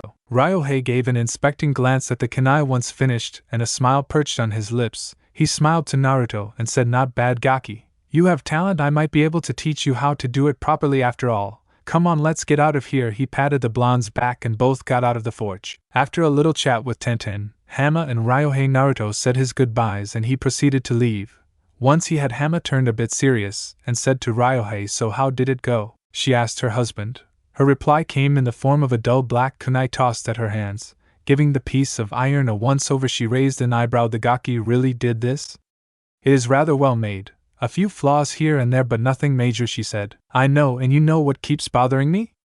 While he was folding the metal, it didn't look forced like MOT of the people do. His technique was more fluid, like the metal was flowing into shape rather than being hammered into it, he said while fidgeting with his beard. Hama raised an eyebrow at her husband and voiced her those flowing? "You think he might have the she was cut by Ryohei?" "I don't know yet. But it seemed similar to the tails." "Perhaps he might, but I'm not sure. Time alone can tell the answer." He seemed to narrow his eyes a bit. "Anyway, let's go get the scrolls just in case," he said, and Hama nodded and left. He turned his sight to the retreating form of Naruto. "I wonder if you could have it, Naruto. The lost ability," he whispered, and Tenten, who was waving goodbye at the blonde, turned to look at him. "Did you said something, Daddy?"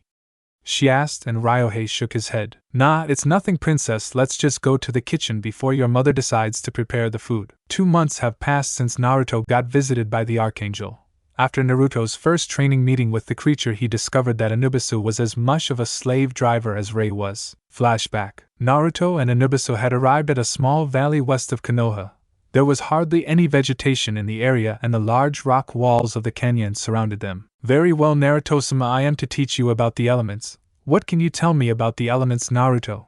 The Archangel dropped the honorary in the end as he adopted a more stern tone, which would later be baptized by Naruto as Sensei mode. Naruto fidgeted a little under the Archangel's gaze, but he answered nonetheless, "I heard there are 5 elements, fire, earth, water, wind, and lightning, sir." The Archangel nodded but still narrowed his eyes a bit. "Very well, but you're wrong. You see, there are a total of 8 elements that make up everything that exists, and that lightning one is not really an element, it's a worldwide, very weakened, Kekkei Genkai 1. But that is beside the point, and since I am going to teach you about only one of the elements, the rest are not of my concern.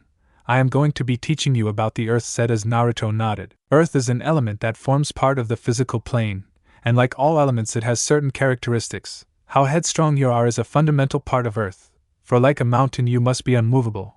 Earth has the ability to harden anything, so first we shall start by hardening your own body, Anubis said firmly. Naruto nodded but got a question almost immediately. Anubis, how are we going to harden my body?" Naruto asked only to regret it after hearing the answer. Anubis smirked at Naruto's question and answered with a terrifyingly sweet tone, "Why, Naruto-san? We are going to train you," he said. Naruto knew that while the man was an angel, the way he said train, he could have swore he heard lamenting wails screaming torture somewhere in the background, and he didn't like that one bit. "We shall start by hitting this rock over here." He made a rising move with his hand and a man-sized boulder rose beside him. Naruto was awed and put attention when he saw the rock appear. "Remember that energy you felt back then?" Anubisu asked, and at Naruto's nod he continued, "Try focusing that very energy, and do as Ido said." Before he stood before the boulder, the Archangel took a firm stance and breathed out. Then he stepped forwards and hit the boulder with his fist. What Naruto was not expecting was for the boulder to actually be blown away from the force of the blow. The boulder broke in dust and pieces as it hit a rock wall. The result was a slack-jawed Naruto. Anubis summoned another boulder, although this one a bit smaller. About Naruto's size now you try Naruto, the Archangel said and motioned to the new boulder. Naruto nodded and stood in front of the boulder before trying to summon the same energy from before. When he finally felt the familiar sensation of the strange chakra, he opened his eyes and did the same thing Anubis did to the rock. It didn't work. Instead, Naruto's hands' bones broke and he got thrown back from the boulder, and, while his chakra healed him in a matter of seconds, it still hurt like a bitch. Anubis looked at Naruto and heaved a sigh. Great, this is going to take some time. Flashback/end. Naruto shuddered as the phantom pains from those horrible sharp rock attacked his arm. He took a moment to notice his surroundings. Noticing how much had his life changed in the span of 3 months after his last birthday, he got up from the bed and ran a hand over his yellow locks. Ready to begin a new day, he got his things and went to the bathroom as quick as he could, lest Ray-chan got there first. Hokage Tower. A quiet knock sounded on the doors to the Hokage's chambers. Hiruzen was filling paperwork, but he didn't miss the drowned sound come on, and the old Hokage responded. Slowly the door opened, and in came Uchiha Itachi, probably to report about the Uchiha's plans. However, something seemed to worry young Itachi, as the Hokage noticed. No, not just worry, but he also had a sliver of fear in him. And Hiruzen wanted to find out why, so he immediately sealed the room after Itachi got in. Hokage-sama, I'm afraid I bring dire news. About 2 things that might just bring the end of Konoha. I was finally invited a week ago to the Uchiha plan, and it is as we suspected. They are planning a coup d'etat, your assassination, and forcibly place Fugaku as Hokage, Itachi said with disdain of his own father. I discovered the full length of the people in the plan, and apparently no one else is even aware of the clan's intentions. Many family members of mine are innocent, and that includes Mother, Itachi said. The Hokage nodded sadly. Both knew of this already. But he couldn't help but be saddened that it was now confirmed, but his sadness disappeared as he saw Itachi's distressed face. The other thing, Hokage-sama, to believe that Uchiha Madara is still alive and that he has contacted me in hopes I help him eliminate the clan, Itachi finished, and the Hokage's pipe fell on the floor. Madara is still alive! Madara is still alive! Holy dollar hashtag 7 foot, thought the Hokage. Naruto's house. So have those lessons on smithing been useful so far? Reiko asked Naruto while eating a bowl of cereal. Yeah, according to Ryo-Hayasan I have lots of talent. He keeps telling me I have a gift for smelting and such, Naruto said, wolfing on the cereal. Really? And how about your training with Kurama-sama, she said tentatively, as the last time she mentioned him Naruto began shivering. Naruto shuddered and rubbed his hand. Well, to be honest, it's not going all perfect, but I have a firm grasp on the form. The problem, according to Anubis Sensei, is that I keep trying to control Earth, instead of becoming the Earth. I still have no idea of what it means, but I guess I'll figure it out eventually, he said as he served himself another bowl. Rei knew what the Archangel was trying to teach Naruto, but she wouldn't give Naruto any pointers. She'd let him figure it out. She looked at Naruto and saw him smiling freshly. She still had no idea where did the boy got so much energy. She'd seen him work on his room late at night doing some things and drawing blueprints of things she had no knowledge of. He was being worked to the bone by an Archangel and took lessons on smiting. And even then he had time to play in the park with her, and some other girls he began making friends with. Some blonde girl who wouldn't leave him alone, a blue-haired girl who kept blushing, and her little sister who kept looking at him like an idol while sporting a blush of her own. Reiko would play with everyone, but only because Naruto played with them. She noticed how the Yamanaka kept giving her inquisitive, furtive glances, obviously wondering why Reiko was with Naruto all the time. The eldest Hyuga was way too shy for her own good, but at least with Naruto's help she was getting away from her shell, and Reiko got along well with her. Finally, as for the younger Hyuga, she was fairly outgoing and outspoken. She kept having these cute blushes whenever Naruto was near her, and Reiko even heard her mutter a drowned Keshisin, too. The clatter of dropped dishes brought her from her daydream as Naruto left the dishes in the sink. Ui Rei-chan, today is Saturday. I have no lessons with Ryo-Hayasan nor with Anubis Sensei. I'm going to go upstairs to the study to keep working on my project, Naruto announced. Are you gonna tell me what it is now? Reiko asked, already knowing the answer. Nope. Naruto grinned. It's a surprise for both of us. Something that when finished will be very awesome. Naruto called as he ran upstairs. Reiko was taken aback. This was the first time he told her his project was for her. As well, she didn't know what to think, and frankly only made her even more curious about his project. She couldn't wait until he finished it. With a nod, Reiko also stood up and emptied her dishes in the sink. I'll do them later. It's not like that'll kill me, she thought. Naruto's study. Kamini!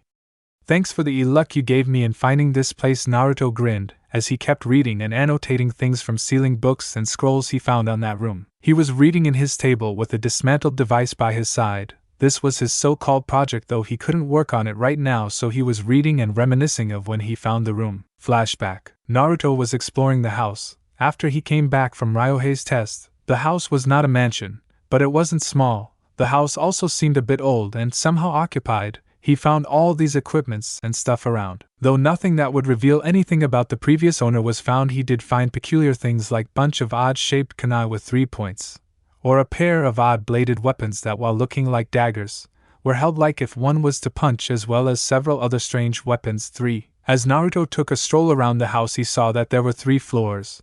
The lower floor had a living room, a kitchen, a small bathroom, and a guest room, as well as the entrance to a cellary. The second floor held Naruto's room as well as Rei's room and another bathroom, this one the size of his old apartment. It also had another guest room. The upper floor, however, was another story. It had a mid-sized bathroom, a small armory/dojo where he found the odd weapons, and another room with several books about sealing in it. This book-filled room ended up becoming Naruto's study. Strangely enough, Naruto was the only one who could get in the study room. Rei said she felt dizzy and a bit winded after being there for a while, and anyone else, including the Hokage, felt worse whenever they got near the 3rd floor. Najiji, if you guys can't be here, can I? I don't feel bad, and it's a waste to let the place go and use, Naruto asked with his sad eyes. It was the lethal puppy face jutsu, made even more effective for the sparkling dark violet eyes of the blonde. The aging Hokage had no choice but to accept, as not only was his jutsu perfect, but also the fact that the Kyuubi no Yoko was slightly glaring at him while snuggling to the adorable chibi. Naruto kind of forced his hand. Flashback/end. So in lieu of this, Naruto thought he could use the 3rd floor for himself and began using the book-filled room as a study and practice the taijutsu style Anubisu was teaching him from time to time, as well as the chakra control exercises Itachi dropped to him the other day in the dojo. Naruto had been researching about seals and many other things. After all, he only had the basic knowledge of seals due to the flash he had when he freed Reiko, and even then, he didn't remove the Shiki Fuyin. He merely displaced it so that Reiko could get out. Now he had this empty space in his mindscape and a powerful lock that was not in use. Soon after releasing Rei, he checked, and the seal in his stomach was still there, just empty. So he was looking for a way to remove the seal, among many other things. His main project, however, was something he had seen in another flash. Something that, if he managed to adapt in this world, with the help of higher understanding of seals and smithing, could be one of the greatest combat inventions of the century, maybe even more advanced than what the legendary Snow Country could come up with for a while. Whenever he went to Ryohei's shop, he would ask him to make certain parts for his invention. So far, Naruto had assembled half the device he wanted to build and kept designing the rest, though he was getting stuck in certain parts. Hence why he was studying sealing, so he could try a way around the problems. "Arg, this is so darn troublesome," Naruto said while massaging his temples. Somewhere else, the entire male population of the Nara clan sneezed at the same time, and a certain pineapple-haired boy fell backwards from the chair he was sitting in from sneezing so hard. "Darn it, Shikamaru, you messed the board," Naruto Shikaku said as he berated his son. Even if he also did push he board when he sneezed. Nara Yoshino was looking at his husband blame her son for something he mostly did. She would not allow this to happen, obviously, so she grabbed a frying pan. Shikaku would later attend the hospital for a concussion in his head. Back at Naruto's study. "Well, maybe if I use this array here. But how am I going to make it solid enough like that?" Naruto asked before his eyes got Of course. That's it. He frantically flipped through pages until he finally found what he was looking for. Yes.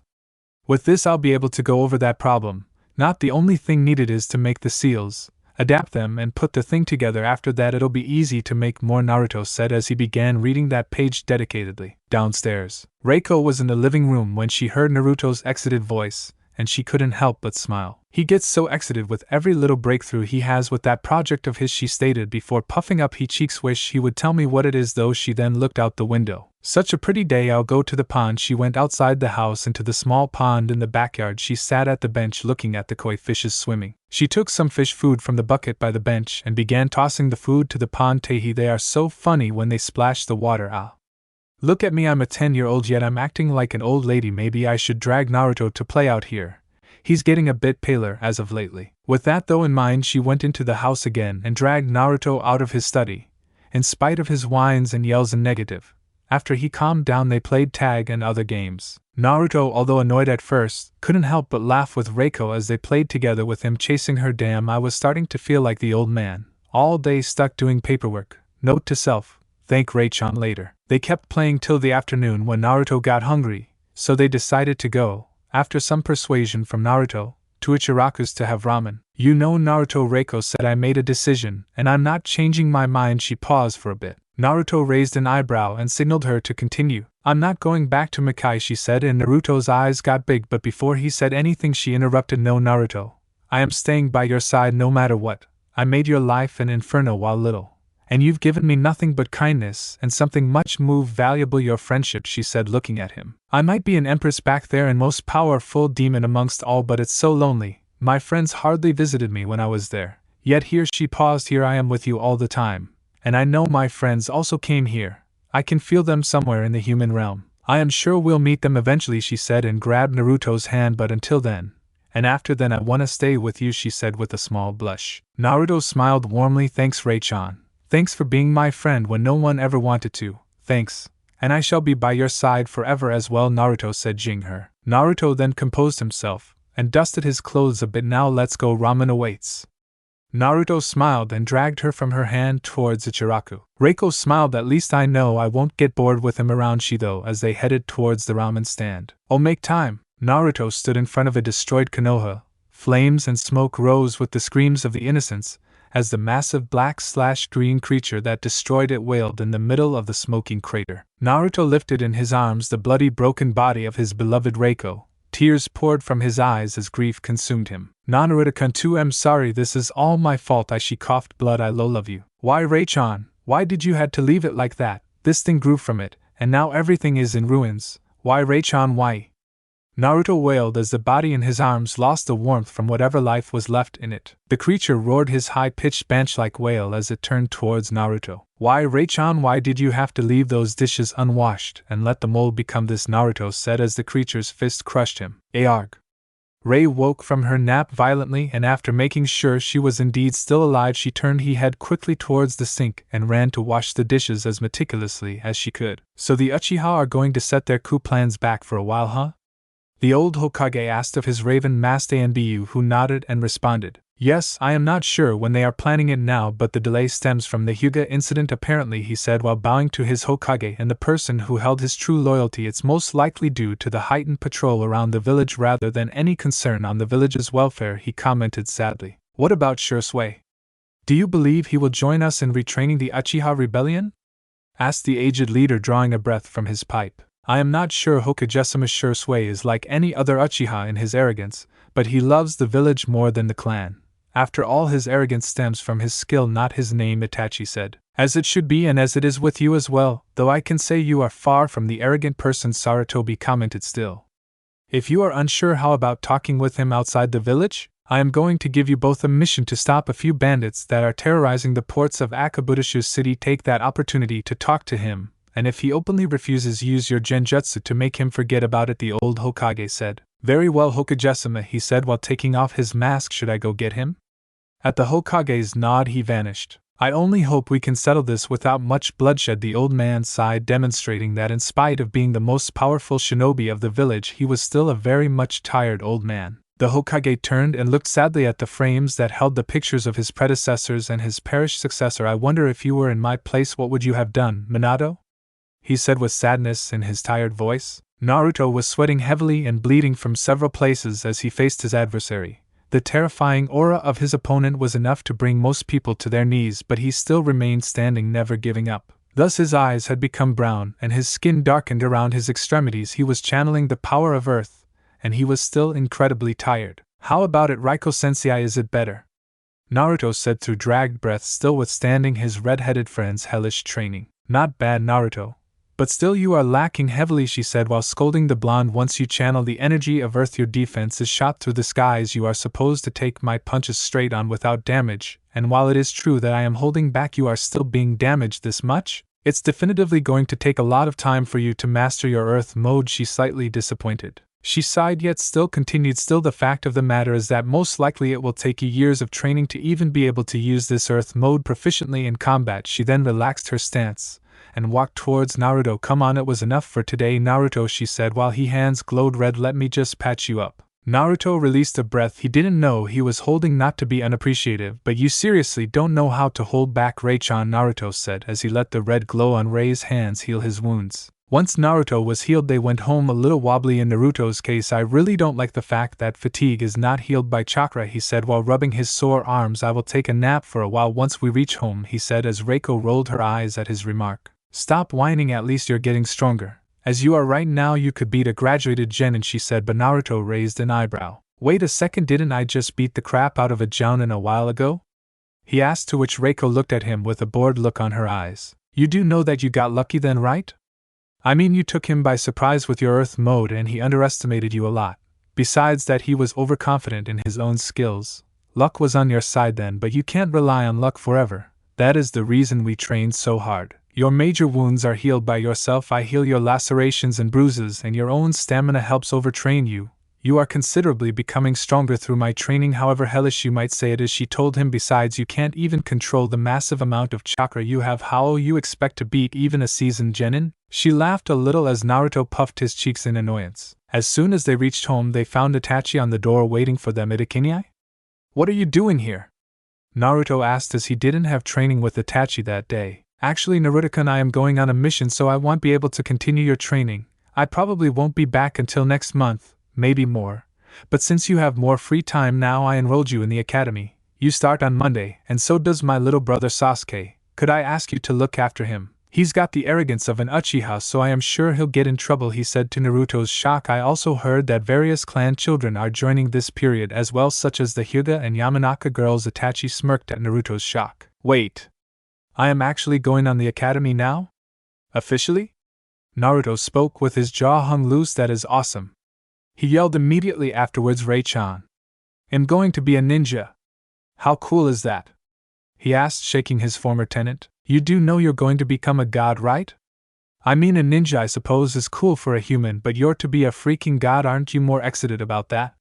Ray said with a raised eyebrow. Besides, you are only going to the academy. You'll have to wait until you are 13 to actually be a ninja, she added. Well, yeah, being a god is cool, but being a ninja has been my dream since I was little, so it has a little more impact really. Besides, I already got over that shock before Kamanichan told you I was to be the next god, he said with a more serious demeanor. Anyway, Naruto, now that you're an academy student, you can no longer be trained by me since it would be too much of an advantage in official records. However, you can still take your extra lessons with Raika-san since she's not actually listed as a kunoichi of Konoha, and the lessons she gives you could be considered clan-related. However, I do have one last piece of advice to give you before you enter academy, Itachi said to bring forth the attention of both Naruto and Reiko. Naruto, take it from me that being the best there is not a glamorous path when it comes to ninja.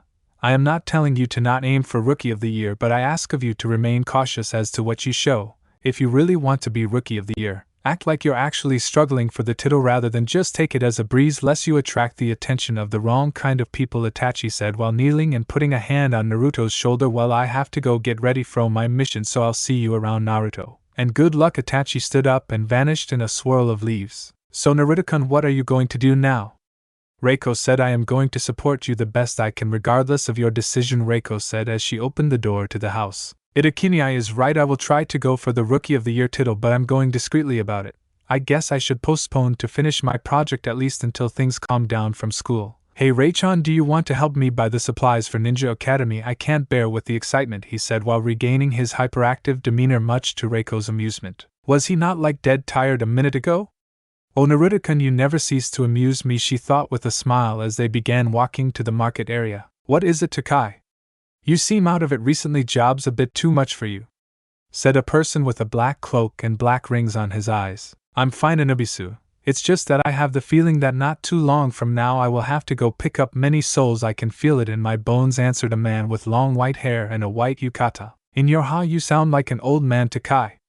It doesn't suit your appearance at all, said a third voice more jokingly. This time came out a young boy with terracotta-colored hair and a black Shaolin robe with a bright green sash. So says you, Fengling. You look the youngest of us, said the white-dressed man. I aim to please my friend. I aim to please the young man said with a big Naruto-like grin. So Itachi, where are we going again?